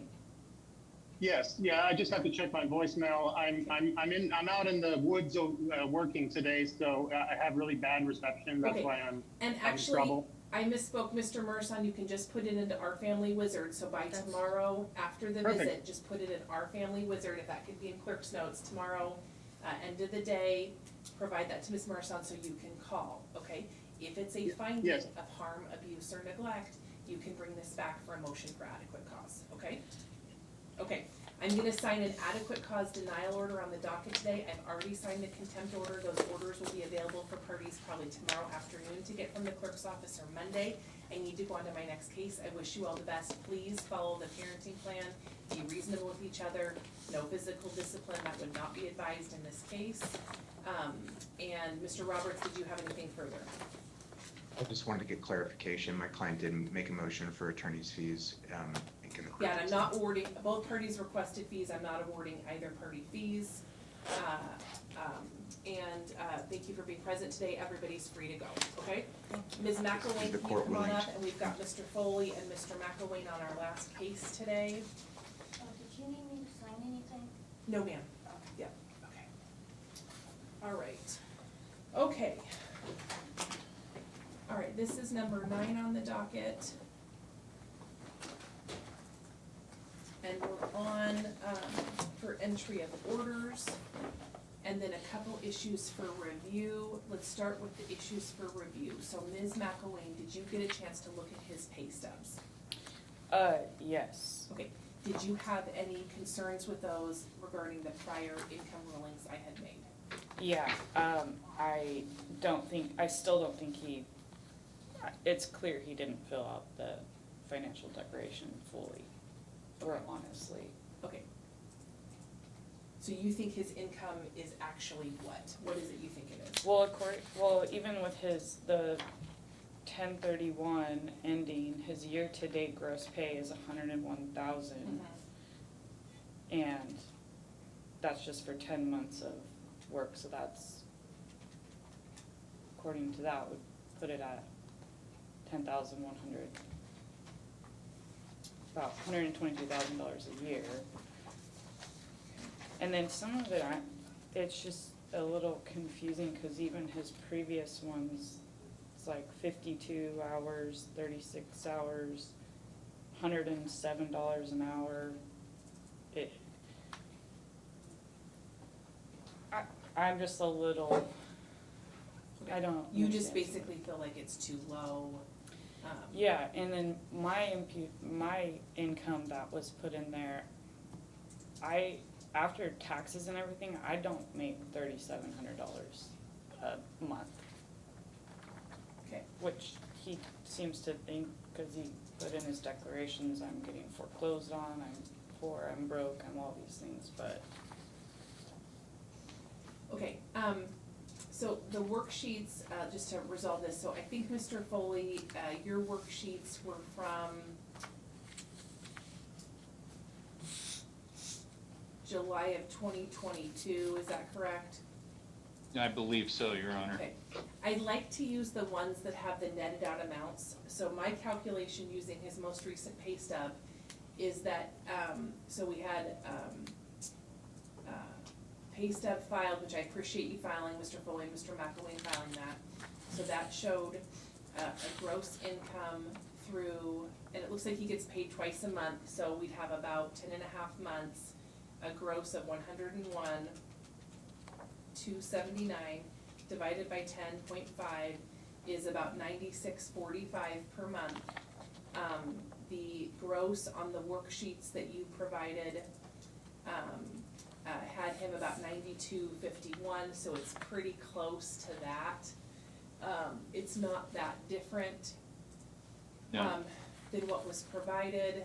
It's pretty close. I'd ask Mr. Foley that the worksheets that I got here are the gross amounts, or excuse me, the netted out amounts. I'd like to have the worksheets entered with the gross amounts.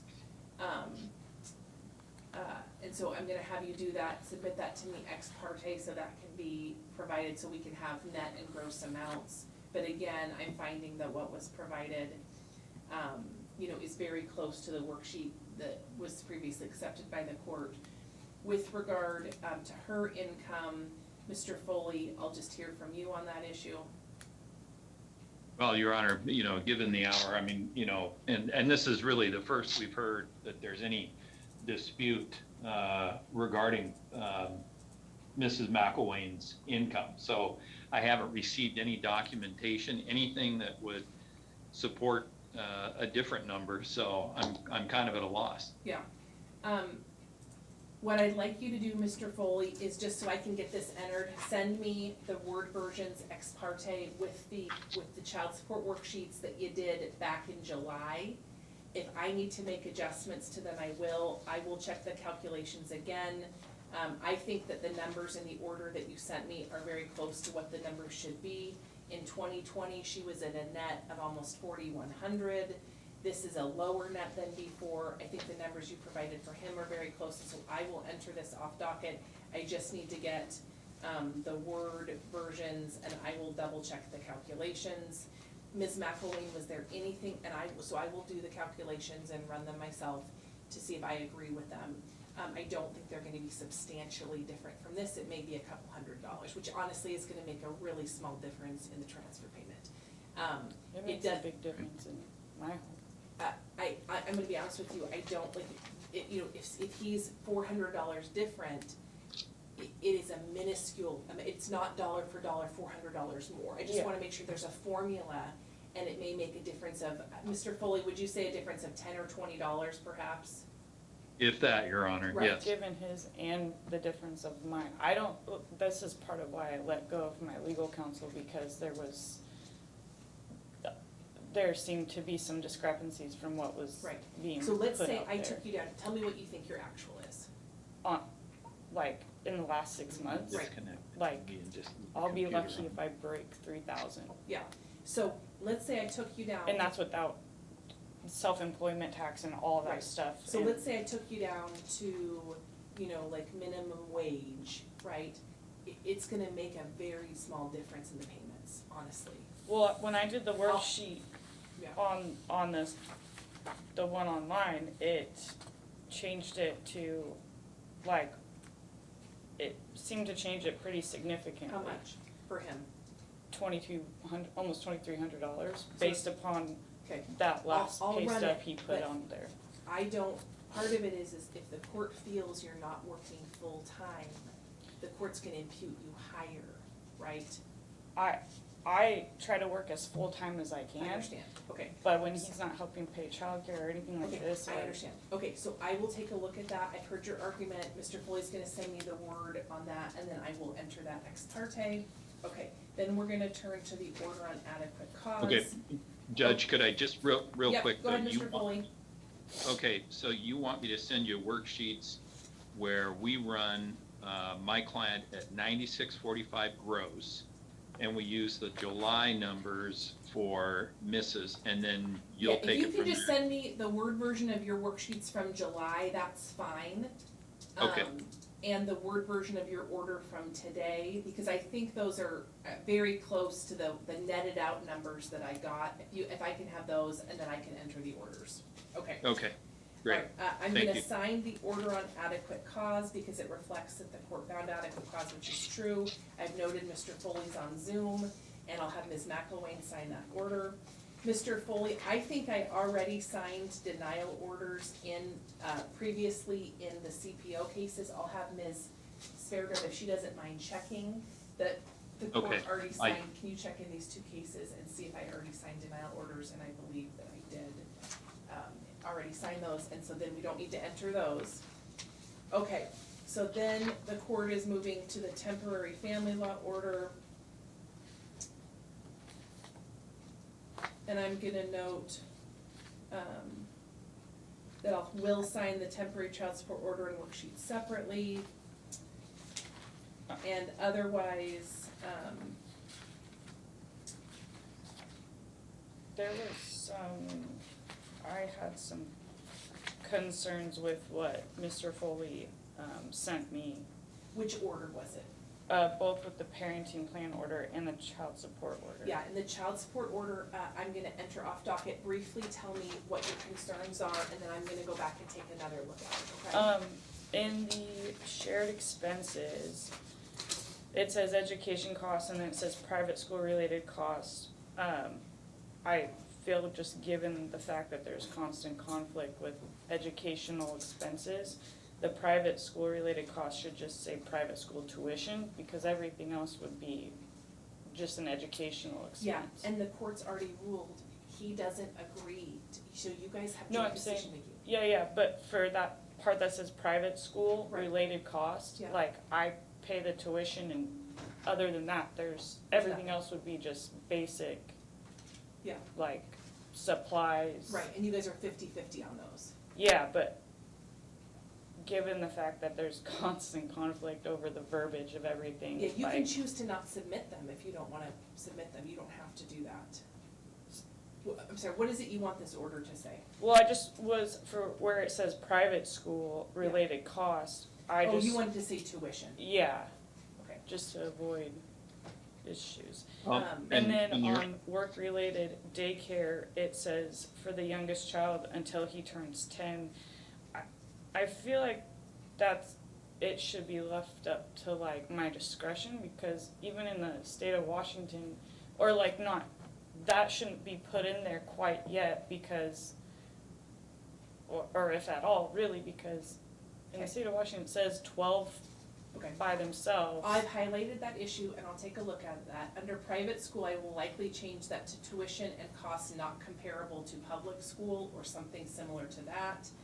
And then I've noted education costs has an asterisk to say comparable with public school. So the idea is if it's a public school type expense, it's 50-50. If it's an expense clearly related to the private school that's not comparable, then the court,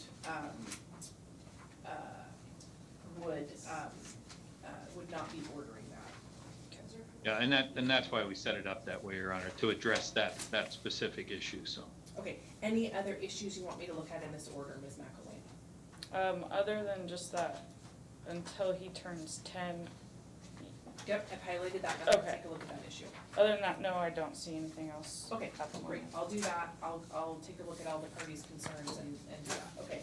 Then I'm moving on, to the contempt order, which I'm signing that, which indicates that the court didn't find any of the parties in contempt. The court just found mutual issues and high conflict, and so I'm signing that order, and I'll note Mr. Foley on Zoom, and Ms. McElwain can also sign this order. And Your Honor, if I could just jump in real quick, going Yes. back to the daycare. Currently, the youngest is 7, but in 3 years, when he turns 10, he'll have, older siblings, 15 and I think maybe 13. So I just want the court to be aware of that.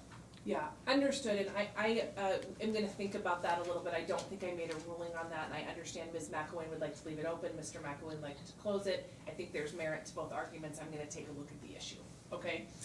Okay. Then I think the next issue is, in addition to the entry of the parenting plan, I think it's the issue about the guardian ad litem. Mr. And I Foley. have a blank order ready to circulate, and Your Honor, I'm just happy to go with your suggestion of Ms. Maldonado. I had my staff check with her staff to see if she was available. She is available to do the workup. Okay, so you'd like to have Katie Maldonado, Ms. McElwain, who would you like to have? My original suggestion was Tina Day, but I know Maldonado was one that you had suggested, so I'm okay with Okay. an advice. So I'll be honest, I haven't had her, however, Commissioner Ellis has had her and felt that she was very good. She's less expensive than the attorney GALs, she has good experience, and so if the parties are comfortable, I think that would be appropriate. And so Mr. Foley, if you wanna circulate that order to me appointing Ms. Maldonado, I can sign that ex parte. Okay, and then, Your Honor, on that issue, normally, there'd be language in there that she's directed to investigate, an appropriate parenting plan. However, we were notified I think this week, by Miss McElwain, that she wants to move the children to Florida so she can enroll in a plumbing apprentice Right. program. So my suggestion for the order would be that we also ask Ms. Maldonado to investigate whether it's appropriate to send the kids to Sure. Florida. So yeah, to do a standard parenting plan if the parties are residing in, recommendations regarding regarding the party's status quo as it is now. I would like to hear from her opinion about what's in the best interest of the children regarding their relocation, and I think Ms. McElwain's in Okay. agreement with that, is that right? Absolutely. Okay, she's in agreement with that.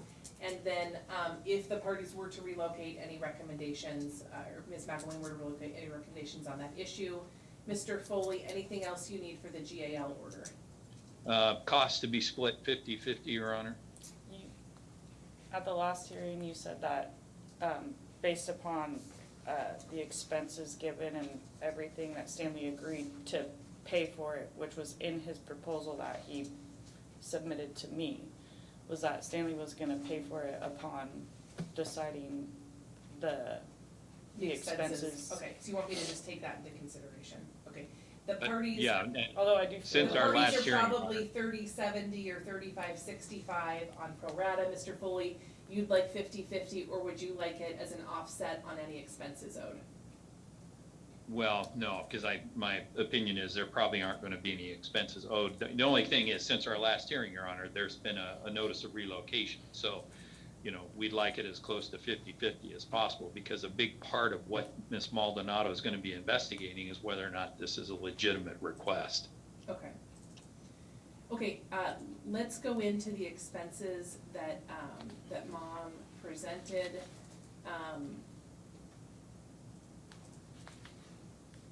One second here.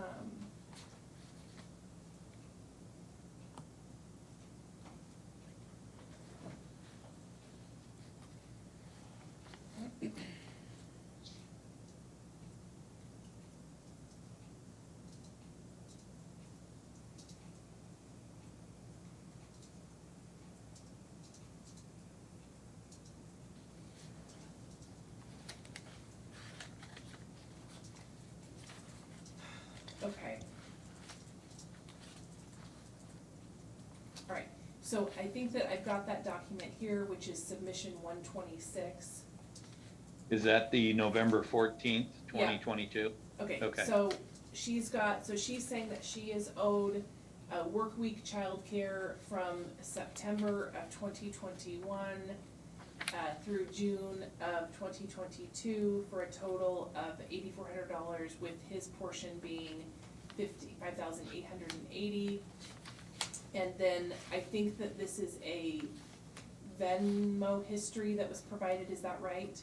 It's a cash out, just Okay. with web receipts. I mean, I can provide bank documents if he doesn't think Okay. that I actually paid. And this is paying your mom for childcare for the kids? Yeah, basically, childcare, Well, food. Your Honor. Okay, hold on, At the I'm letting her say it, and then I'm gonna hear from you, Mr. Foley. So, at the last hearing, you had mentioned how, as long as I can show that it's before or after school childcare outside of public school, then that was a reasonable request for childcare. And oftentimes I work from 8 past 3, 4, just depending, which is why I provided some text messages showing just, hey, I'm on my way back to pick up the kids. I had to drive them down to my mom's. She was watching them, and while they were there, they were doing school. They did school at home. It's homeschool. We can do it at any point in time. I took Fridays off so that I could make sure that we were doing homeschool and all that stuff. Okay, all right, I'm gonna come back to that issue. The next thing I wanna go on is to the medical. So Mr. Foley, I think, is your client disputing all of those expenses? Well, yes, Your Honor, and you said at the last hearing that Ms. McElwain was to provide a breakout with proof, with corroboration, that the daycare that was being provided was for non-public school hours. Now, Okay. So she let's submitted go on, the same. let's go on to the medical dental issue. So then we have, the next one is Ms. McElwain says she's owed about $625 for medical expenses from, March of 2022 to today, including football, eye exam, etc. Did your client have a chance to look at That's- those? Just for Mac. Oh, I'm sorry, yeah, for Mac, okay, and then we went on to the next child.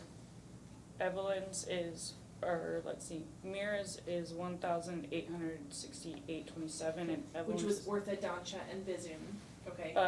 Yeah, orthodontist, dental, and, Mira didn't have any cavities that year. And then Evelyn's was 1,903.27.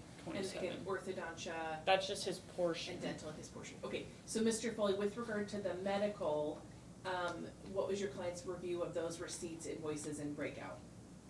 Your Honor, if I could just have him answer direct. Sure. Mr. McElwain, did you take a look at the medical, dental, stuff for the kids, and were you in agreement on her calculations and receipts or not in agreement? Yeah, I'm in agreement as long as I have those, all the, which I believe she does, I have most of them. But if I could get them all again, just the receipts on those, and then I can pay those, no problem with my HRA. Okay, so just to confirm, ma'am, have you already paid them and you need to be reimbursed? Yeah, this was the orthodontic stuff and everything that I submitted to him back in December. So Okay. he had an opportunity. Yeah. I mean, Okay. yeah. Understood, okay. So I don't know, so you're gonna have to check with your HRA on whether, you've got the receipts here, and so, I think sometimes with mine, I've been able to do reimbursements to myself. It's a little more complicated, but I think you can do it. You're gonna have to just take a look. Otherwise, you're gonna have to call the orthodontist and say, would I be able to pay you for my HRA, and then could they reimburse then Ms. McElwain? You're gonna have to work that out, but either you need to reimburse her or the dental office does. I did not go through, and I just reviewed that there appear to be appropriate receipts. I didn't tote it all up. So what I'm going to do is grant her request on all the children's medical, dental, vision, football, orthodontia expenses. They're attached to the submission here. If you go through it and there's a missing receipt, I'll acknowledge there's, one or two that are a little bit hard to read, but for the most part, they're very legible. If anything's missing, you go through it first and make sure everything's there, because she compiled it all. If there's something missing, reach out to her. But I'm ordering that those amounts are valid and that she's to be reimbursed within 30 days, or for you to process it with your HRA within 30 days, okay? And so that's as outlined in her submission from November 14th.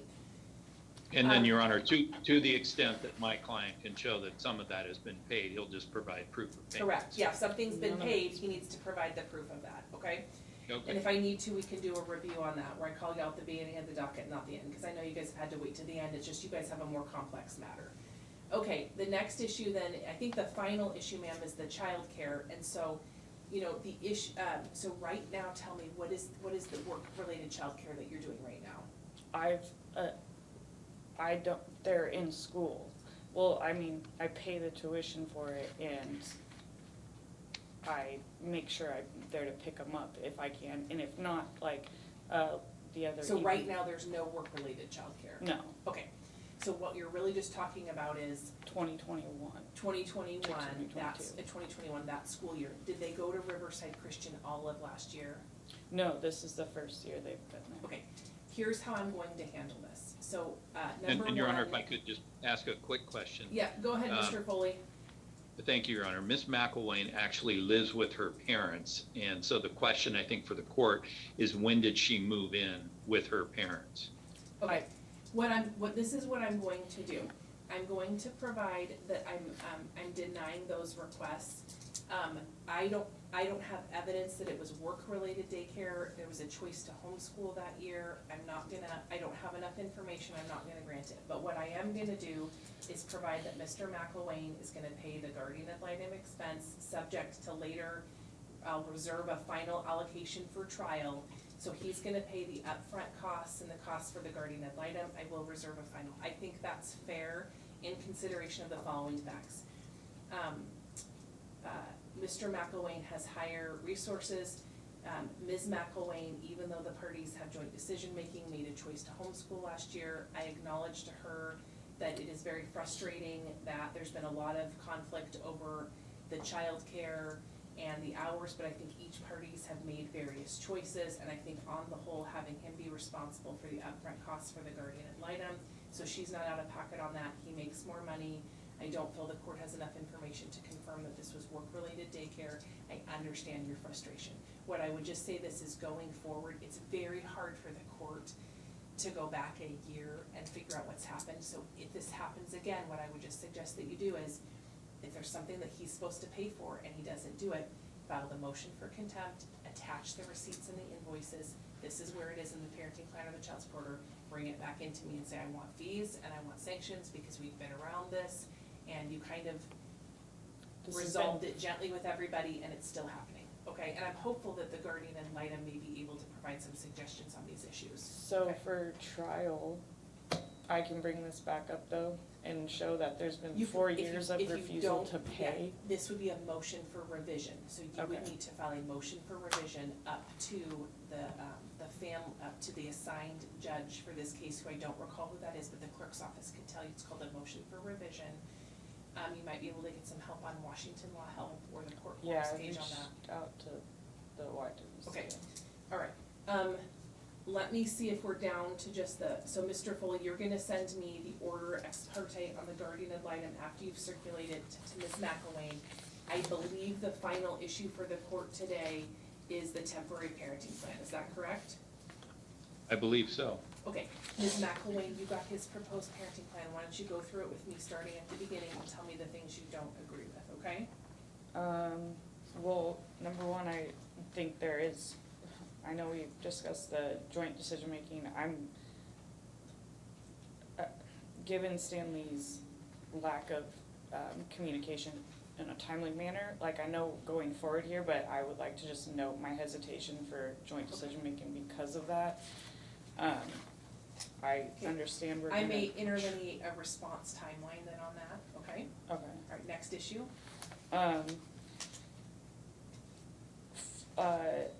I'm fine with the, alternating weekends from Thursday after school. It says though in transportation that, the only, like, when there's, the only drop-off location is the public store in Stevenson.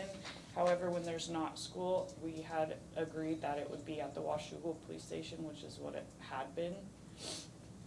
Just so, cause then one parent's is in charge of getting the kids when it's their time. Okay, So so let get me just them- walk through, cause I thought we kinda went through this at the prior hearing.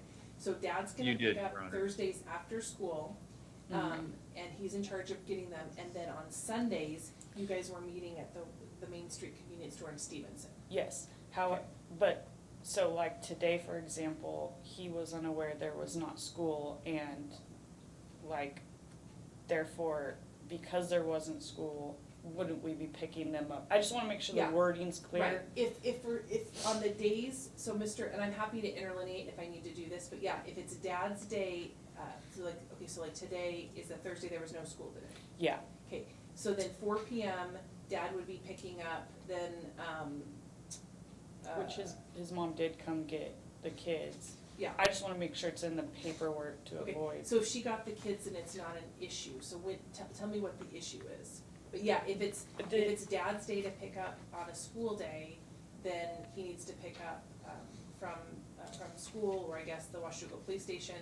On Sundays at 6 PM and Saturdays at 6 PM, you're meeting at the Main Street Convenience Store, correct? Yes, it Okay. just in this. Mr. Foley, is that your client's understanding? So the Fridays and the Thursdays he picks up at school, if there's no school, Washougal PD? Is that your understanding, Stanley? Yeah, that's my understanding. Okay, great. Okay, I'll just interlineate that. Okay, next issue.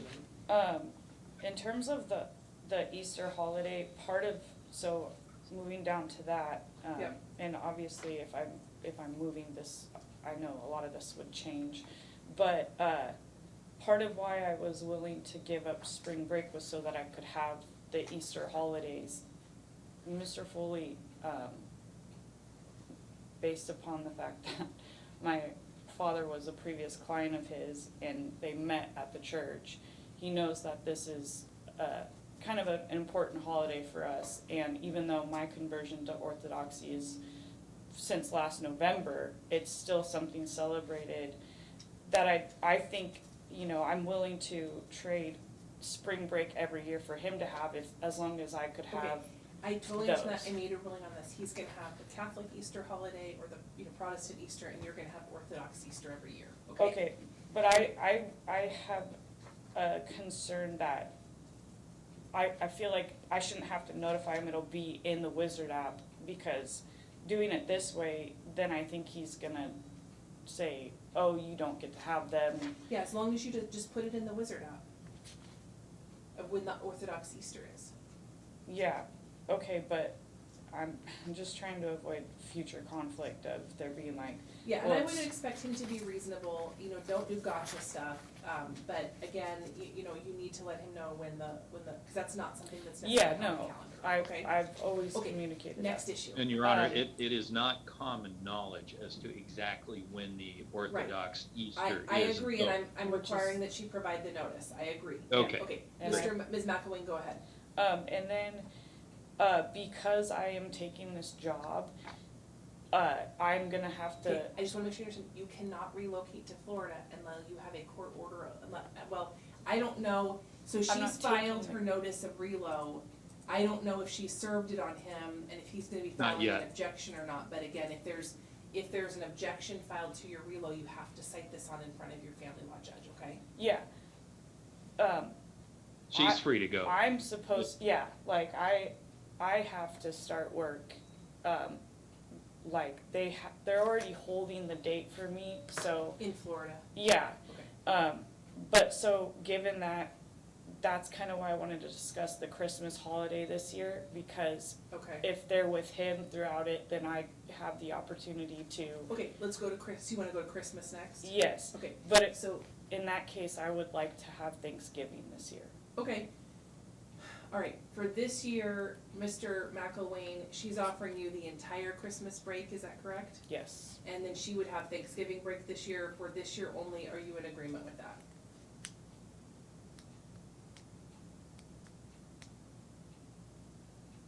Sorry. It's my weekend this weekend. Would that start on Monday? Or is she expecting tonight? Because they have no school next week. No, you can She's- have the weekend, the Thanksgiving She wants holiday. the Thanksgiving break. Yeah. Which typically Yeah, was Stanley's. That should be every year. fine. And then, Your Honor, maybe we should just address this. If Ms. McElwain does decide to leave, and leave the children here, they should be residing with Mr. McElwain. I offered to talk to Stanley about that and he said no, based upon the ruling, or what we discussed Okay, previously. There okay, was let a- me go there. Okay, how long are you gonna go to Florida for? Well, I'll be back probably right before Christmas just to see the kids, Okay. but I was gonna When go would you leave? the 1st. So you'd be gone December 1st through, Until I was gonna look at plane tickets. I wanted to discuss this before I made any decisions. yeah. I mean, it's one of those things where folks, I mean, this is hard for me to resolve on the fly a little bit. I guess my opinion is if she's just going for this one work trip for December, I probably would leave it where it is, especially if dad's gonna get the entire winter break. If she's gonna be gone for, you know, all of January and all of February, then I think Mr. Foley, this needs to get cited in before the assigned family law judge on an objection to a relo, okay? So then the children for the month of December, with the exception of the December holiday, would be staying with her parents? Well, and except for his weekends, but, cause he Right. has every Friday night and then every other weekend. And I don't know that he can get him to school every day. In the prior hearing, he indicated there's some days he probably can't get him to school. I agree this isn't ideal, but I don't know that it's really, you know, we're talking about, you know, basically probably 8 days or 7 days where they'd be with grandparents because they're with dad, you know, most of the weekends. All right, well, If I'll you address that with my Talk client. to your client, and certainly, I guess, if it's a motion for contempt, that can be brought to me, but honestly, if this is really a relo issue, it needs to go to a assigned family law judge, okay? So at this point, to me, again, if we're really talking about dad having the entire winter break. And then mom is gonna be gone the 1st through like the 16th, and dad has those weekends, and we're just talking about grandparents having, 3 or 4 days per week. I probably would just leave it while this gets Okay. resolved. Yeah, But, if I may, certainly- if I may real quick, Yes, if I have the kids through that entire December, I will make sure they get to school. Okay. We So we will figure it out. if you guys want to agree to that, that's fine, it's not before me, I gotta keep moving on to other things, okay? So what's the next issue? So everybody's agreed, dad has the entire winter break, mom has the entire Thanksgiving break for 2022. Go ahead, man, next issue. The only other thing that that I had a chance to see was, in terms of, well, a lot of this is obviously gonna change in the future, but like, given the not notice, it says in the transportation, notice is not required to the other parent of who is gonna be picking up the kids. I think it's still fair to at least let me know who's gonna be there, just so that I can be prepared, I think that's fair as Where a is that in parent the- to know. which part of the parenting plan are you looking at? It's page, Still 5. transportation, 12, page Okay. 5 at the top. Okay, It just says, if a parent is not available their designee may pick up or drop off the children, notice is not required. and so it's, we've already talked about approved people, is there any objection, Mr. Yeah. Foley, to be putting people on the previously approved pickup list? Well, Your Honor, we have your language that designee must be known to the children, Yeah. so we're not gonna send somebody that's not known to the children. And besides, if Ms. McElwain isn't there to pick up, this is just another control mechanism for Okay. my client to have You to tell guys her who's already gonna be. agreed, anybody on that list is appropriate, emergencies can happen, it sounds like this is just a once in a while thing. Again, anybody on that order exchange would certainly be reasonable, anybody known to the children would be reasonable. I understand your point, but we wanna separate out where you guys are communicating less. He's responsible for his time, and he needs to know, and Mr. McElwain, you need to get that school calendar, know what are the days they're off, what are the days there are field trips, what's going on, you're on the email list with the school, you know that there's early release, late start, spirit days, holiday parties, etc. You need to make sure you've got those emails from the teacher, the newsletters, and you've got all the information, so you're following that and you're responsible on your days. Ms. McElwain, any other issues?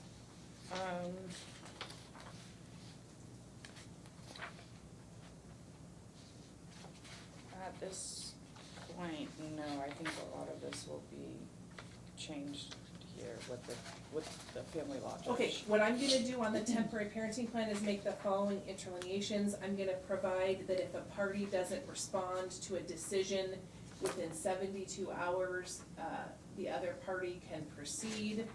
I'm gonna interlineate under transportation that if there's no school, then on the school pickup days, it would be at Washougal PD. I'm gonna provide that for 2022, the parties have agreed that mom has the entire Thanksgiving break and dad has the entire Christmas break. I've changed, there was just a word that was a typo, disciple, I changed it to discipline. I'm gonna make those interlineations and enter that temporary parenting plan. Relo issues need to go in front of the assigned judge. Mr. Foley, I think we've muddled through it, other than if you could just send me the Word version on the child support order and worksheets. I'll do a final review of that with the parties' concerns, and I will enter that consistent with my prior rulings and my review of the materials in the file, okay? And then I will forward you the GAL order off docket. Yes, I'll check that off docket. Okay, folks, you spent a lot of time on this. I hope this is time that ends up being valuable. Again, the bottom line here is your kids want to have great relationships with both of you. They don't want to hear anything negative about the other parent. They don't want to be involved in any conflict.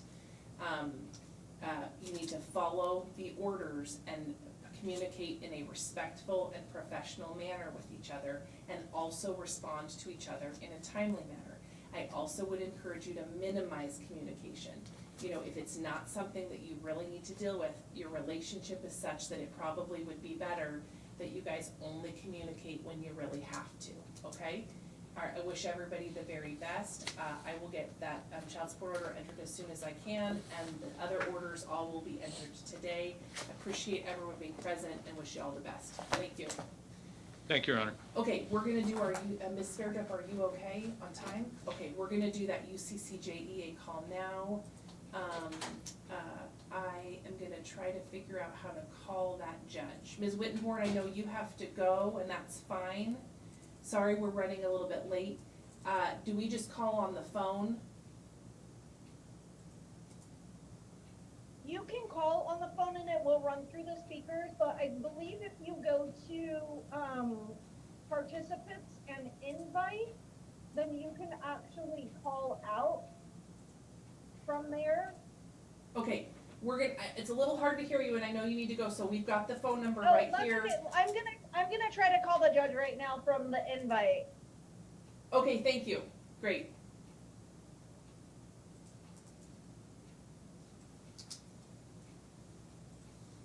Thanks, Ms. Fairdup.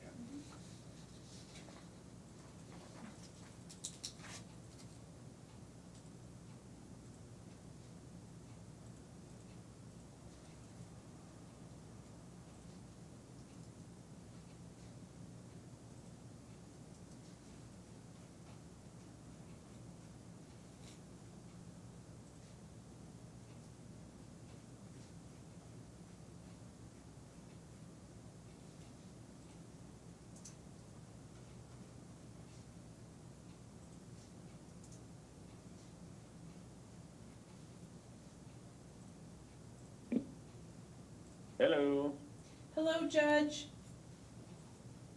how are you? Good. I'm Commissioner Jill Sasser, judge here in Clark County Superior Court. I understand you are Judge Gary Harker out of Texas, and we're here on a UCCJEA conference, and I appreciate you reaching out to the court, Judge. Well, these people appeared today, and there were some, they had filed a plea to the jurisdiction and the such, and so we heard those things, took it under advisement with the instruction to them that I would be in contact with you. My cause number is D1FM225156. It seems as though it is probably virtually a mirror image of what you have from my visit with Rebecca. It's to adjudicate parentage, but it was filed by private attorneys and not by the state. But other than that, that's it. I wanted to touch base with you. I knew by their representation that there was a hearing set, I believe, in your court some point in early December, I believe. Yes, Judge. So we've got in our case, which is 22500232106, where mom is the petitioner and dad is the respondent.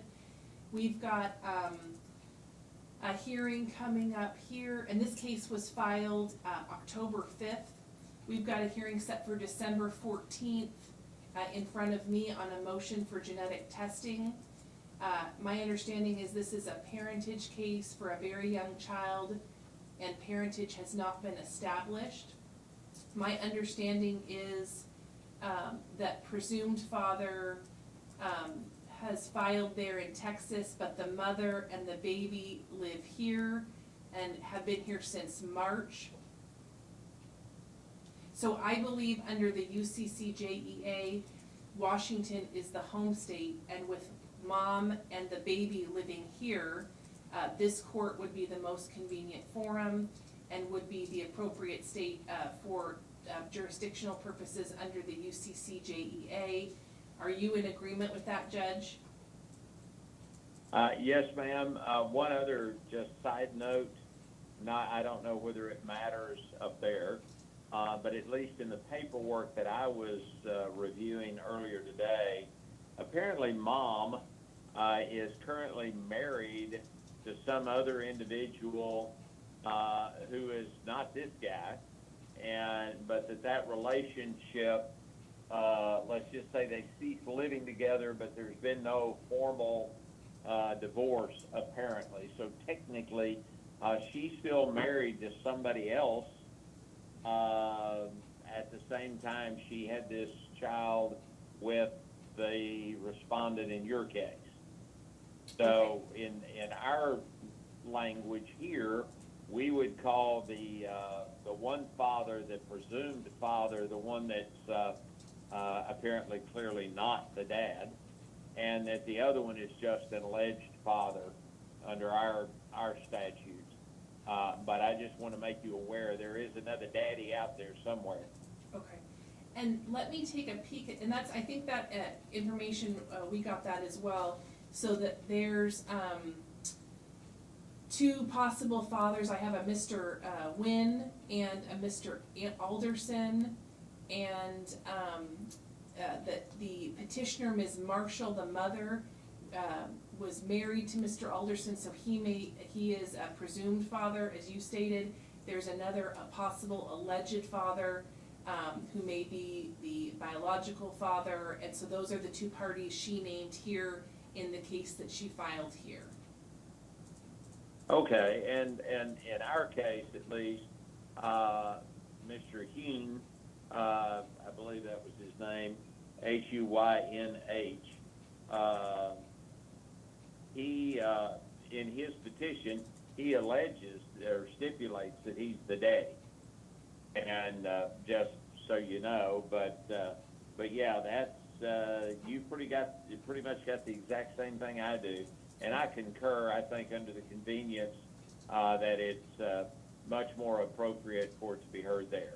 Okay, so this court then, so are you going to do an order determining that jurisdiction is proper in Clark County, and venue is proper in Clark County, Washington? We're going to dismiss in favor of Clark County, Washington. Okay, all right, and then what we'll do is have, at the next hearing date, we will inform the parties. I think they'll be informed from your court there, and then I will make sure to mention it during our hearing that we have here on the 14th. Well, and he's represented by counsel, so I know his counsel's going to get a copy of the order Okay, as well. all right, well, thank you, Judge. Did So you have I anything further appreciate for me your today? No, I think that's it. It's 5 o'clock your time. I'm guessing you're ready to leave. We're gonna try to wrap up here, but I appreciate you reaching out to us. Thank you, Judge.